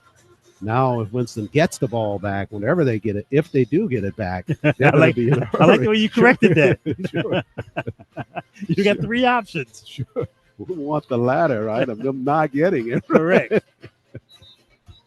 It'll be 3rd down and 2 for Tuskegee when play resumes. HBCU Go is doing this game live. Looks like they've spent all their inventory, so they're not holding up play anymore. Well, the good news for Tuskegee, you pick up a first down, that clock continues to run. Sure. You keep it in the field of play, pick up the first down, you are in good shape. I think they'll stop it for a reset of it on the first down mark, but after that, they gear it right back up. Bill favoring that left leg just a little bit. It starts with splits either side, and Morris joining him in the backfield. The workhorse, Johnny, forges ahead. Look at the pack push What again. a burst. Yeah, there it is. Just past the marker for first down. He's got it. Oh, no doubt. Yeah. Yeah. Conversations don't go unnoticed in those huddles, or when they just start talking before the play, is we got to have this one. We got to have it. And everybody gets motivated, and that's what you see as a result. When those linemen, like you said, once that running back gets in the pack and it starts pushing everybody forward, that's about it. That's a burst of energy. You know, last year at the Red Tails Classic, that student section for Tuskegee was starting to empty out. Where are they now? This year, they're still here. Yeah. No doubt. 2017, TU leads it. 2 minutes remaining in this football game. I think that's where they'll stop it there. This is that new twist to college football, the 2-minute timeout. Yeah, started it last year with that. And that's really the last little bit of grace you get if you don't have any left. I think that anything to get another piece of ad space in. Sure. I think not to be too cynical. Yeah, that's what it was about. You're right. And on cue, the folks from HBCU Go send a man out. Sure. Got to pay the bills. Yeah. Last effort here, last ditched effort for Tuskegee here to keep this football with 2 minutes left. They have a 1st and 10. And they can run things out if they are able to pick up a first down. Maybe, just really probably one more will do it.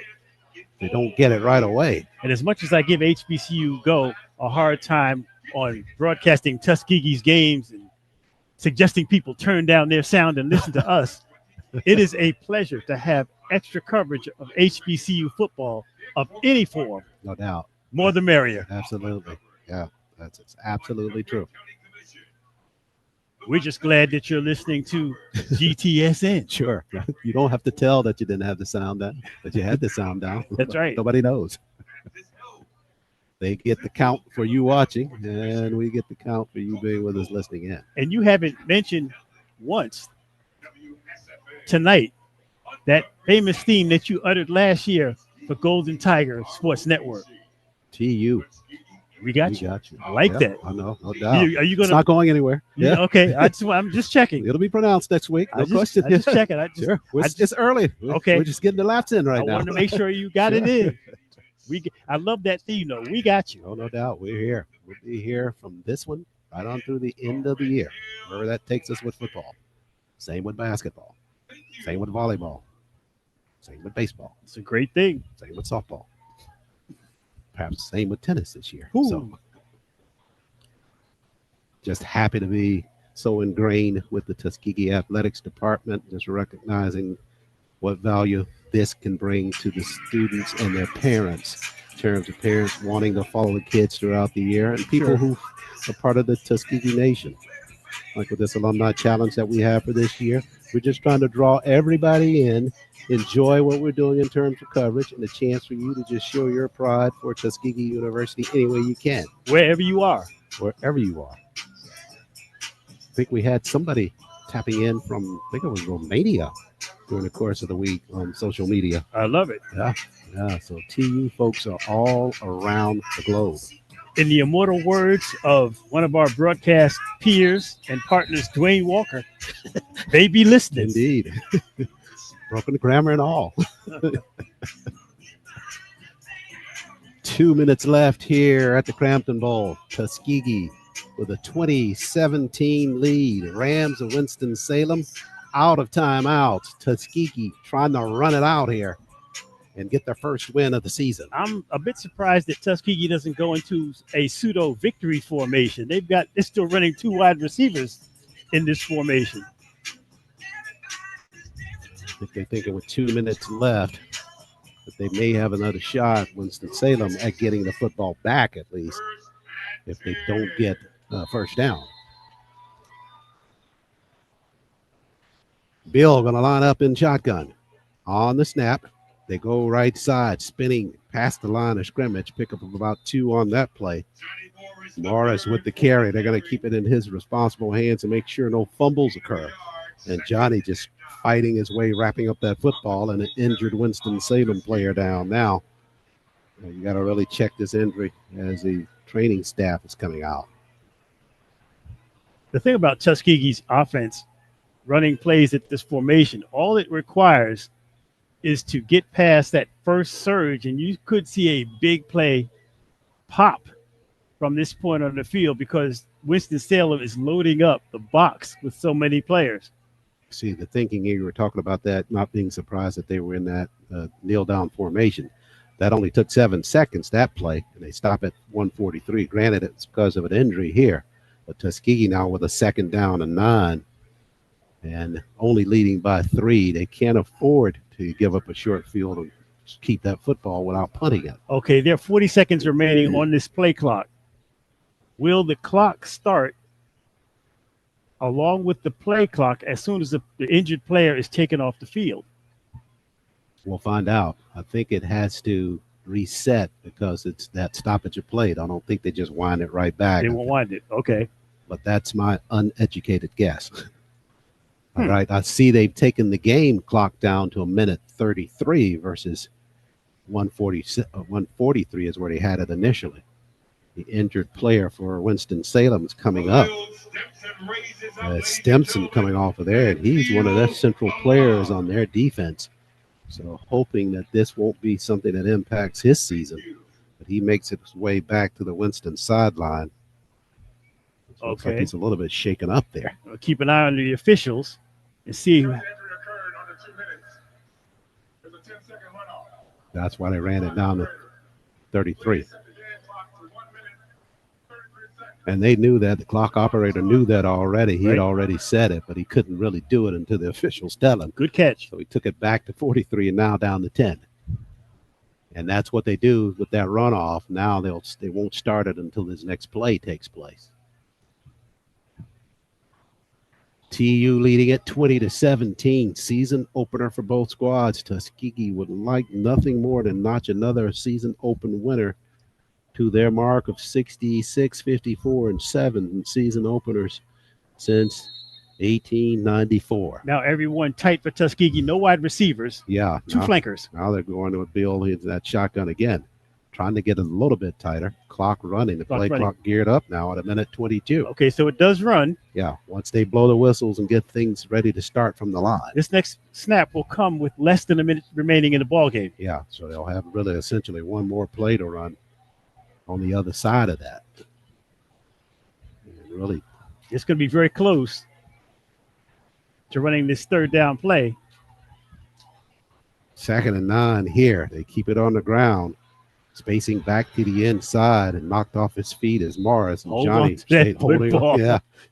Hold on to that. You don't have to break away on this one, Johnny. Just hold the rock. Hold on. Clock running now with 40 seconds left. Little that Winston-Salem can do at this point. I think they start to realize that's what's setting in on them. The sun is set here in Montgomery. So has it set on the Rams of Winston-Salem with just 25 seconds left. Tuskegee trying to get a rise out of their fans on the far sideline dressed in white that are still here. You take the ebb and flow of this football game. Tuskegee got that first score, and the Rams came right back to take a lead. They led it 10-3 at the intermission. And what a second half adjustment by Tuskegee offensively and defensively. And as the clock runs out here in the Cramton Bowl, TU celebrating. They win the Red Tails Classic in 2025. Man, a hard-fought ball game. Tuskegee scoring a clutch game-winning field goal. Sure. Late. and defense holding on. Indeed. Couple of big stops by that defense along the way. Raekwon Bill just coming alive in that second half. That picture-perfect pass in the corner of the end zone to Parker really highlighted his night. And Tuskegee, as you referenced, defense strong throughout, having to answer several times throughout the contest. And at the end of the day, they pull it all together, and they win it 20-17 over the Rams of Winston-Salem State University. We'll take a quick break here, come back, wrap things up, and get you set for next weekend's ball game under the lights at Tuskegee. Stay with us. This is the Golden Tiger Sports Network.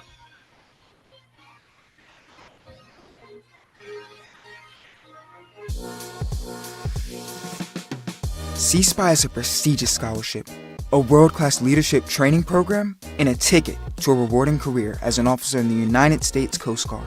C-SPY is an opportunity for students attending minority-serving institutions that goes beyond paying for 2 years of tuition and other college expenses. Once accepted, you'll be a member of the Coast Guard, earning a full-time salary, plus medical benefits and a housing allowance. While continuing your full-time studies, you'll get to learn about life in the Coast Guard firsthand.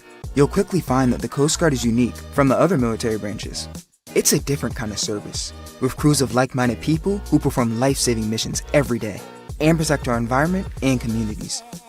If you're ready to step up as a leader and help us make the world a better place, then visit gocoastguard.com/CSPI to learn more or talk to a recruiter.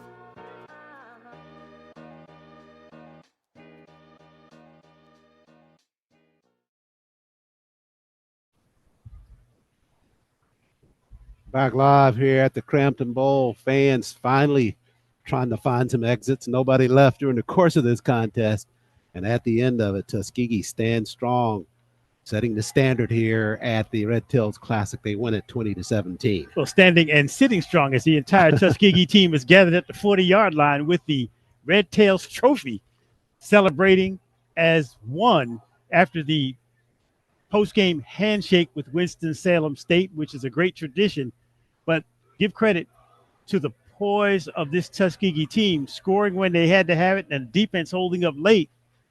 A very young team, and what I perceive as a very poised team, suddenly has something to build on. Indeed. You know, there were, like I said, when I went out there in the press area at halftime, the question was, okay, has Tuskegee turned the corner at all since last year? Second half made a believer out of me and a lot of those folks out there in the press room.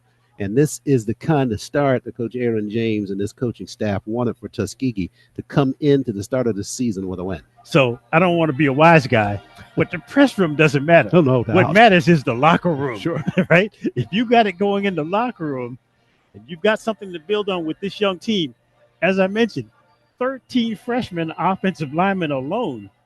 They've got a taste of live action now.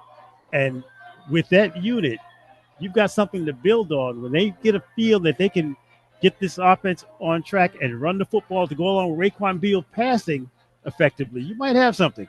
Indeed. They certainly had something this evening here in Montgomery, Alabama with the 20-17 win.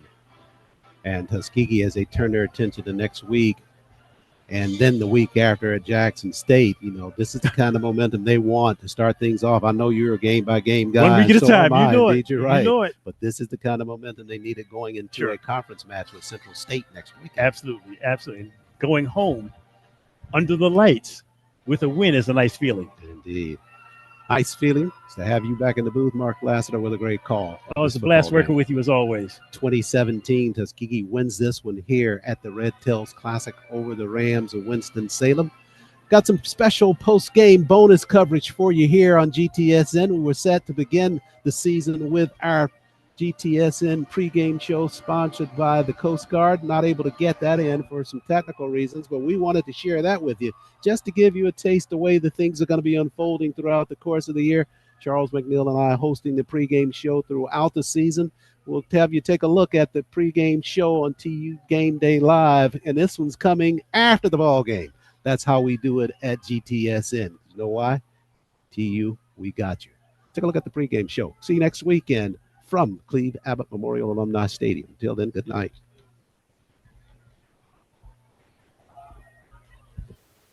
And welcome, everybody, to TU Game Day Live, presented by the U.S. Coast Guard. This is the pregame show for Golden Tigers football in the 2025 season, our first version of it, but we will be here every weekend before the Golden Tigers hit the gridiron. Charles Ward here with the Golden Tigers Sports Network. This is our fourth season of covering Golden Tigers athletics.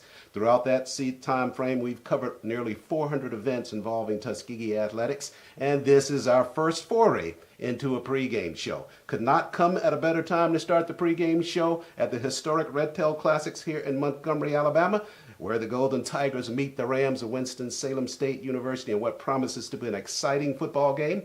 And what's exciting to me is to introduce you to Charles McNeil, the newest member of the Golden Tigers Sports Network family. Mac, welcome aboard. Thank you, Ward. Appreciate that. Certainly looking forward to being a part of this. 30 years I've been covering the SIAC, a little bit of the CIAA as well, at Black College Sports Today when it was a part of the ESPN family and BET. Then I went to the sidelines and did some sideline reporting for BET back in the day. Have covered the Southeast for the most part of the last 40 years as well. So I couldn't be more pleased to be working along with my best friend in Charles Ward for this particular outstanding coverage that we're going to be bringing you guys for the next 11 weeks. Glad to have you aboard, Mac. And as we talk about a ball game that has full of excitement, talk about some of the history between these two teams, Winston-Salem and the Golden Tigers of Tuskegee, meeting for the 9th time this afternoon. They met and split the series up to this ball game. Yeah, looking forward to that as well because there is so much history. But before we get to that history, you got to think in terms of the smells. Can you smell that right now? Sure. Man, that's tailgating going on right behind us. That's future for me. Well, yeah, for me too, before you. But I'll get a chance to get into it. We'll both dive in with some big plates. Hopefully you guys have those waiting for us. But I can tell you this. We're so excited to be able to bring this to you because the tailgating's going on. You can hear the bands as well playing behind us. And that means that football is just moments away. And part of that flavor is this matchup. Again, we talked about it. The 131st season of Tuskegee football starts tonight. That's right, 131 years we've been playing football here at Tuskegee, and you know this could be the best season in Aaron James's history. So a lot at stake tonight. 9th meeting, 4-4 records, so the rubber match, so to speak. And indeed it will be right here in the Cramton Bowl here in Montgomery, Alabama. Also, throw that caveat in about 131st year of Tuskegee football. This is the winningest HBCU football program in the country, vying for 7-21 tonight over the Rams of Winston-Salem State. Yeah, don't get it twisted. Not at all. And we won't get it twisted either. We'll take a break here. When we come back, we'll give you more of the pregame show presented by the U.S. Coast Guard right here on the Golden Tigers Sports Network.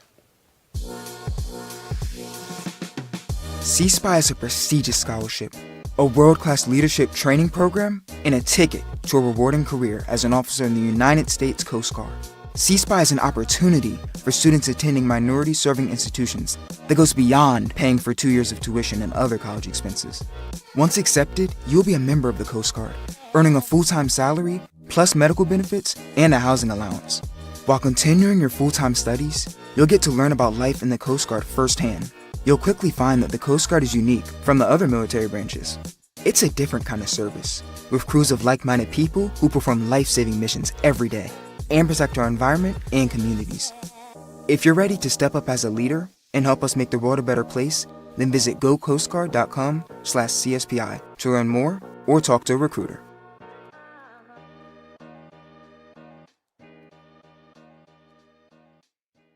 And we bring you back into TU Game Day Live, presented by the U.S. Coast Guard. Charles Ward, Charles McNeil, happy to be with you guys. This segment is called The Standard. And as you guys, football coaches, I know you know, and probably parents as well as fans, you've heard that term over the last several seasons. The standard is the standard. And you'll see it on the uniforms as well. The guys are certainly excited about having a standard mitt that is commiserate with Coach James's first season here when they had an outstanding record last year, an opportunity to compete in this Red Tails Classic, unfortunately falling on the short end of a 21-13 setback at the hands of Johnson C. Smith. Yeah, we were able to call that game last year on GTSN, and as you referenced, it was an early start by Johnson C. Smith that allowed them to keep the edge during the ball game. Tuskegee eventually able to come alive in that contest, but a little bit too much ground to make up in that loss to the Bulls of Johnson C. Smith. They are hoping to build on that momentum in 2025, a quick start, and they want to be very consistent in terms of their start offensively, and they let that carry over into the entire game plan for Tuskegee to have a better result overall. Yeah, 5-6, the overall mark when the season came to a close. Unfortunately,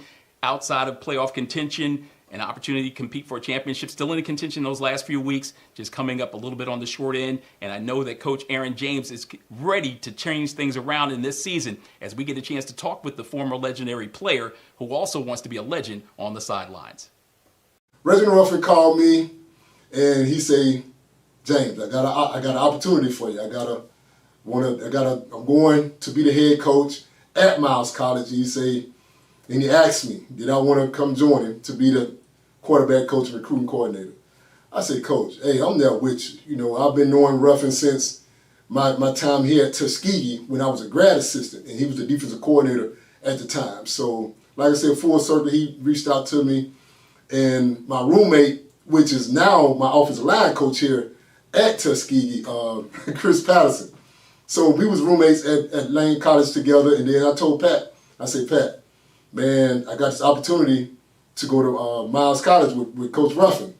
And I said, whatever don't fit in this Honda Civic, hey, you can have it. Because, I had a two-door Honda Civic at the time, and I packed it down, and I headed south, headed to Birmingham.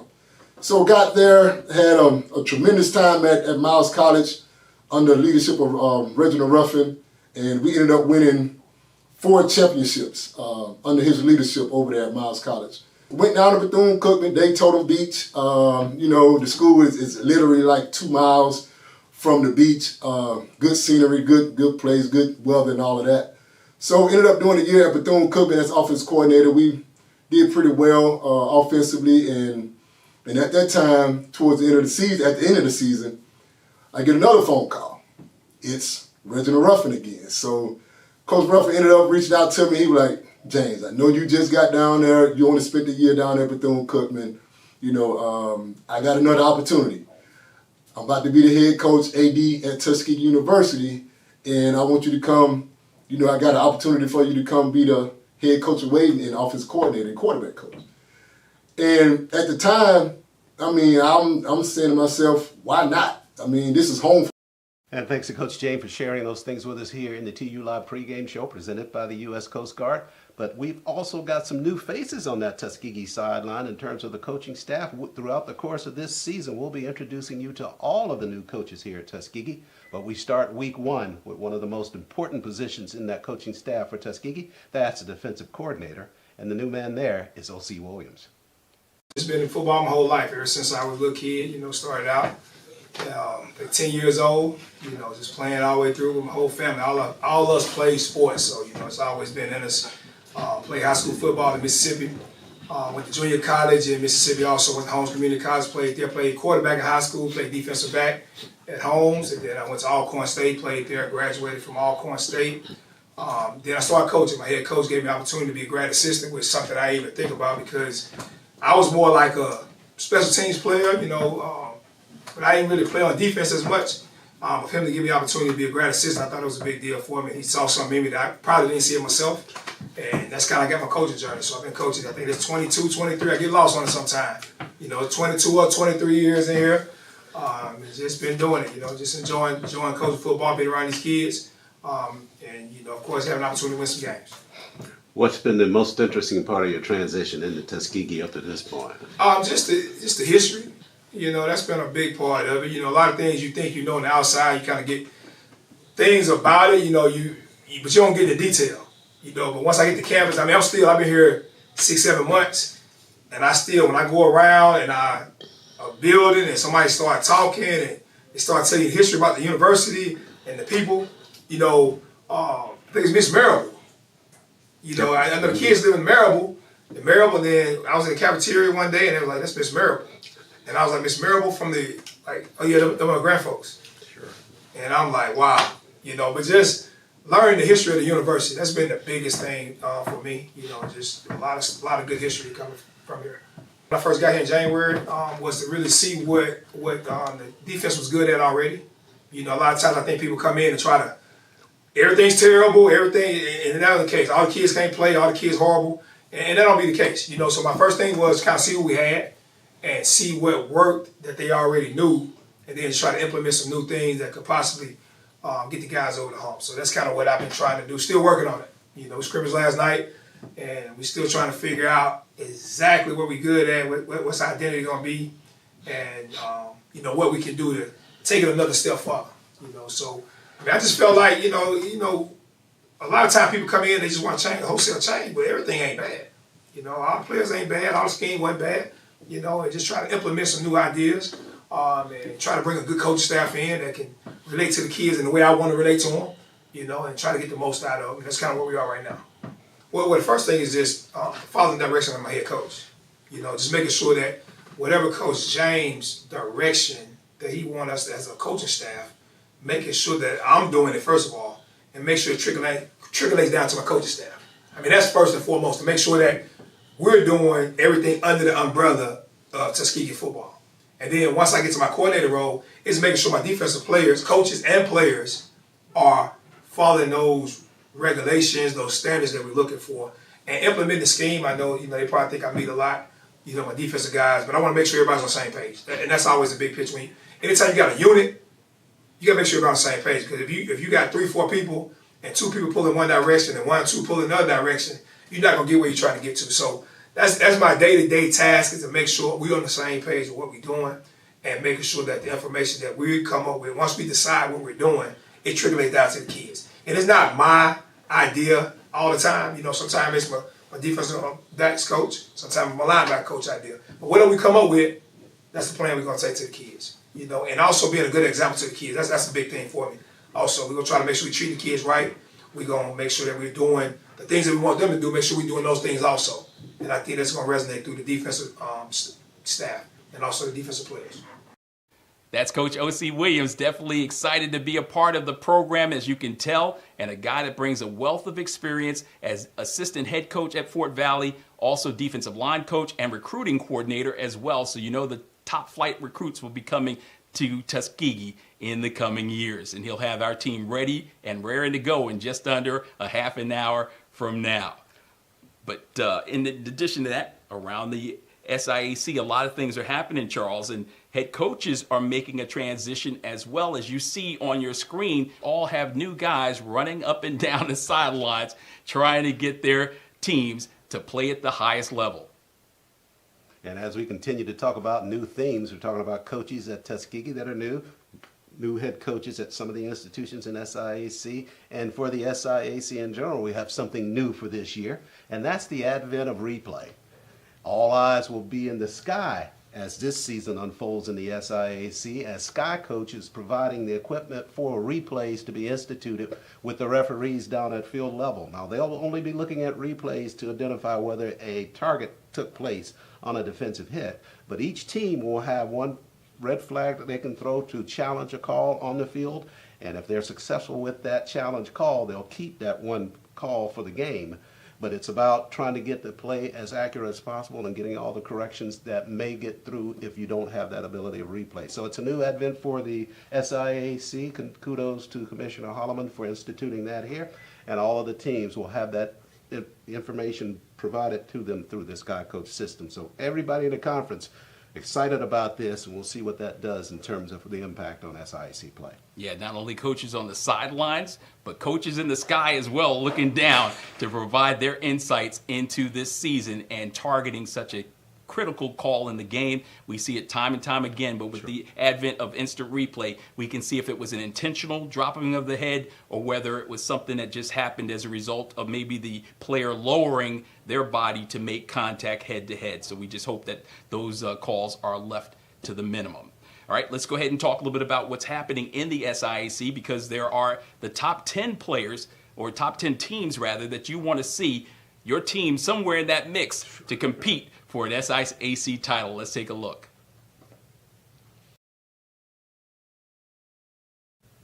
And welcome back, everybody, to TU Game Day Live, presented by the U.S. Coast Guard. We're live in the pregame show, just minutes away from kickoff of the Red Tails Classic, but we're also just 6 days away from Game 2 of the 2025 season, which will put us on the campus of Tuskegee University at Abbott Memorial Alumni Stadium. And for that Game 2, the ball game will start at 6 p.m. Central Time. That was not a mistake that I just said. You haven't heard of a 6 p.m. start for a Tuskegee game at home, but you'll hear of it this year because this is the first year that the Golden Tigers will be under the lights. Tuskegee Nation, you're about to witness history. You're about to witness connection. You're about to understand power. Alabama Power proudly presents for the first time in Tuskegee University history, Golden Tigers football under the lights at Cleves Abbott Memorial Alumni Stadium on the night of September 6th. The stadium will be lit. The house will be packed, and history will be made as the Golden Tigers play their first ever home game at night when they host the Marauders of Central State in an SIAC matchup. Join us in an epic celebration as the nation's winningest HBCU football program turns on the lights and enters a new era of Tuskegee University football. Since its construction in 1924, Abbott Memorial Alumni Stadium has never been the site of a TU football game at night. At 6 p.m. on September 6th, that will change. Don't miss being part of history. Don't miss the party. Be there when Tuskegee University and Alabama Power show the power of partnership as the switch gets flipped and the lights shine bright for the first time ever for Golden Tigers football. To join us under the lights, visit GoldenTigersports.com for tickets and be sure to follow MyTU Athletics on all social media platforms. As that game unfolds under the lights next weekend and even here at the Red Tails Classic in Montgomery, one avid group of Tuskegee fans, the alumni chapters from around the country, will be tuning in tonight and next weekend and throughout the season. And what we've done is we've created something this year, first time we've ever done this with the Golden Tiger Sports Network, the Alumni Chapter Challenge. Under that challenge, it's a friendly competition amongst all the chapters across the country, and we invite all the chapters to become a part of this. Is at the end of the year, the team that totals the most points for things that are awarded during the course of the week, they will win an all-included tailgate experience for Homecoming 2025 as a part of that Alumni Challenge. The level of excitement amongst the chapters is very high, and when I say high, I mean high.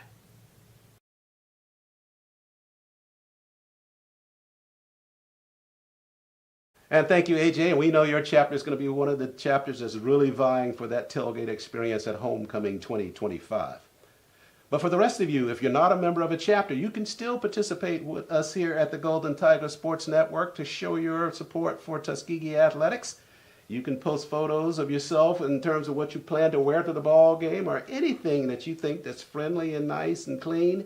Bring it to us and possibly we can get it posted, and you may even see it as a part of our pregame show here on GTSN. Also a reminder that you can send in your predictions for today's ball game. You can send your photos and predictions in to us on our Facebook page at the Golden Tigers Sports Network. And as we're talking about predictions, you see some of the predictions already coming in from some of our chapters from across the country.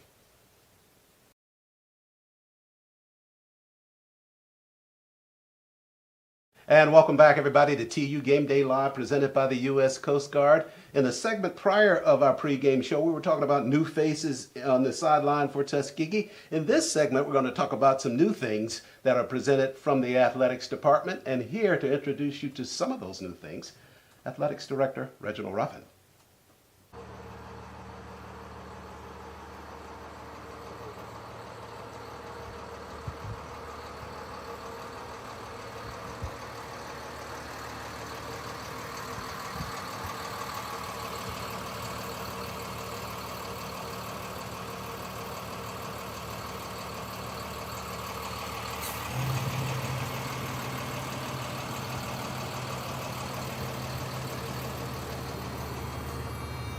Tiger Sport Network. Welcome to the Tuskegee Train. I'm your athletic director, Reginald Ruffin. Come on board. Let me show you something. Wow. Guys, I'm so honored and blessed to have you guys aboard the Tuskegee Train. As you can see, this is our gift to our student athletes, our coaches. And if you look around, man, the leather seats, the trays for our student athletes, cup holders, eating their food, all the USB ports. We educate, we dominate, we graduate. Education is important. So we want to make sure all our laptops, all our computers, we all set and ready to go. As you also can see, we're going to be watching television. We're going to be watching film. We're going to be watching ESPN. They're going to have the opportunity to watch DirecTV because all buses are filtered or are loaded with satellite. So we have DirecTV. And you look above, you see all our space for our student athletes. They have opportunity for storage. Great bus smell. Bus smell is great. But you know what, ladies and gentlemen? AD Ruffin, thank you. I thank you guys for your continued support. I thank you guys for the support of our institution, the support of our students, support of our student athletes and coaches. We can't do this without you. We cannot do this without you. I also like to thank my president. I like to thank my president, man, Dr. Brown. Man, it gets no better than Dr. Brown, what he stands for and what he does for our students here, which is Student First Initiative. He puts our student first. And man, I just thank President Brown, man, for his leadership, for his continued support, for me as the athletic director, and also for this university. Man, and also I'd like to thank former President Dr. Charlotte Mars. This was one of her gifts to give to the athletic department, buses. Man, I definitely appreciate Dr. Mars as well. I was blessed to have some great administrators, but I'm blessed to have a Dr. Mark Brown and a Dr. Charlotte Mars, because we put our students first, and you can see this is a great opportunity, great things that's happening at Tuskegee University on behalf of a great leader, great leaders, and great people here on this campus. We just want to be thankful for our alums. When I ask for your contribution, I ask for your donation, you don't shy away. You always rise to the occasion. And I'm very thankful and grateful for you guys for your continued support. We're just trying to give our student athlete the best experience while they're here at Tuskegee. And look around. We are the standard. We are the standard. And you look at these buses when we're traveling, we're leaving this campus and we're traveling down the road, this is the standard. This is how our student athletes should be treated. This is how our students should be treated. We should have the opportunity to set the standard and be the standard, because we are the standard. So come on with me. Like I say, our kids get a chance to not only ride in style. AD don't like stopping. So I had to make it easy for us. We got our own restrooms. We got restrooms. There's no stopping the train. The train doesn't stop till we get to our destination. But it's great. It is great. It's a great opportunity being in a place where we set the standard. This is Tuskegee University. So man, I am so grateful. I am so humble for this opportunity. As the athletic director, it's never about me. It's about my coaches, it's about my student athlete. So we are trying to set the standard, be the standard, because we are the standard. But when you look around, you see this Tuskegee train coming down the road, riding in style, styling and profiling. Just think about this. It was because of you. It was because of your continued support for athletics and for the students. So we are grateful, we are thankful. Man, you even get an opportunity. These seats are great. So even me, a lot of leg room. Safety is the most important thing for our students, our student athletes. Buckle up. And if you're anything like me, I'm always like to be relaxed and cool and not bother anybody and get my sleep. So now you can see we got a lot of room for our student athletes to get their rest, to get focused, to meditate on that ball game, meditate down that road, getting ready for our opponent. So we're blessed. But our kids get a chance to ride in style on these nice 2026 buses. So we are very excited about 2025, 2026. As we travel to and from, we asking for your prayers because, hey, we're riding in style. But more importantly, we want to get there safe. So if you take a look, at the lights, when the kids are ready to study, to eat, they got their own lights. This is the bells and the whistles. We have it all. Exit doors, the blinds, when they get a little hot, they want to close the blinds. Or if you know, like I know, you got a lot of nosy bodies. So a lot of them want to peep out the window and look out the window. So they have that opportunity as well. So we have the bells and whistles for our athletic department because we're the standard. We set the standard. We're going to be the standard because we are the standard. So we get an opportunity. When you see us traveling, I want you to cheer us on. Pump your fist. Be proud of what we have accomplished here in a short period of time.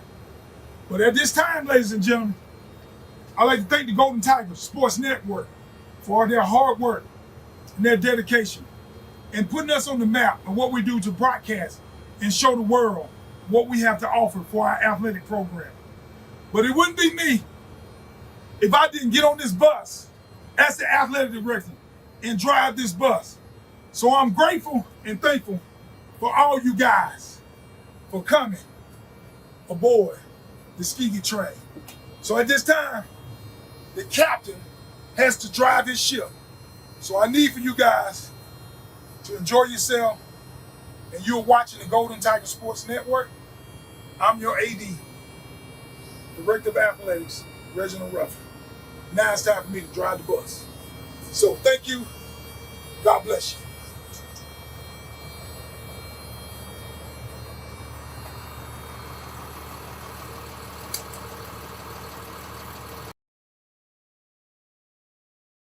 A.D. Ruffin looked like he was a man with a plan inside of that Tuskegee train, and I'm looking forward to my ride, my ticket on the road trip to come. Well, I'll tell you what, there is excitement around this game, Charles, and it's just moments away. You'll be calling it in just a few minutes, so it's time for you to tell us who are some of the impact players, but let's start with the Golden Tigers. Golden Tigers of Tuskegee going to be led by quarterback Raekwon Bill. Bill, a big part of that Tuskegee offense a year ago, 1,500 yards plus throwing the football, had 14 touchdown passes, only threw 7 interceptions. So they're looking for him to provide a spark for an offense that was a little bit lackluster last year to kind of get them going in the right direction. Defensively, it'll be Kawan Kimber, the junior. Kimber from that linebacking spot, 49 tackles a year ago.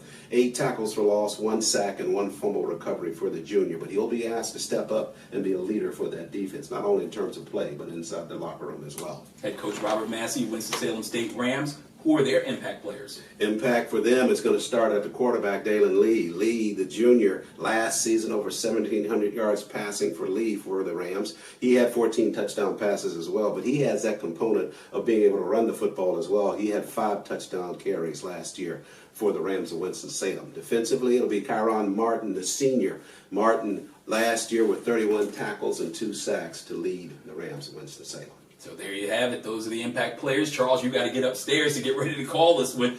Looking forward to the broadcast with you and Mark Lassiter. Indeed, we are ready to have it for you. See if we can't get Coach Ruffin to give us a ride on the bus to the press box. I wouldn't doubt it. Stay tuned. More of the TU Game Day Live experience continues, brought to you by the Coast Guard right after this. TU Game Day Live continues, brought to you by the U.S. Coast Guard. So happy to have them aboard and bringing you into a segment we call From the Vault. That's where we dig deep into the archives and pull out some of the memorable games in Tuskegee history. Let's go back 100 years. It was the second game of the season, but it was the first game against a college team. That's right, we took on a very talented team in 1925. Morris Brown College was the opponent. 19-0 was the final score of that game, and it sparked an incredible season. I'll tell you, head coach Cleveland Abbott, then in just his 3rd season, not only was undefeated in that contest or won that game 19-0, it spurred 8 shutout victories along the way in 9 games. 8-0-1 was their mark. The defense only yielded 6 points all season long. You know they won the SIAC championship and went on to an HBCU national title as well. Congratulations to those guys. All right, our legacy and legends continue now from the vault. And this one, as we mentioned, also inspired by Arnold Houston, the former SID who has meant so much to the program over so many years. And in this case, since it's the Red Tail Classic, it's only fitting that we let you hear from the Tuskegee Airmen's fight song as performed by a special group right here. Tuskegee Nation, it's the Red Tail Classic coming your way in just moments. Our 30 minutes are done, an action-packed show. Hope that you enjoyed it. We certainly have been pleased to be able to bring it to you. For all the hardworking men and women on this cast, we thank you for tuning in. Make sure that you lock and load with us. Stay interactive with us throughout the game. We'll be back at halftime with another live video presentation to give you scores from around the SIAC, take you in-depth into our volleyball program, and tell you all that's happening with TU athletics. So for the hardworking men and women on our cast, we send you out by saying, we remember.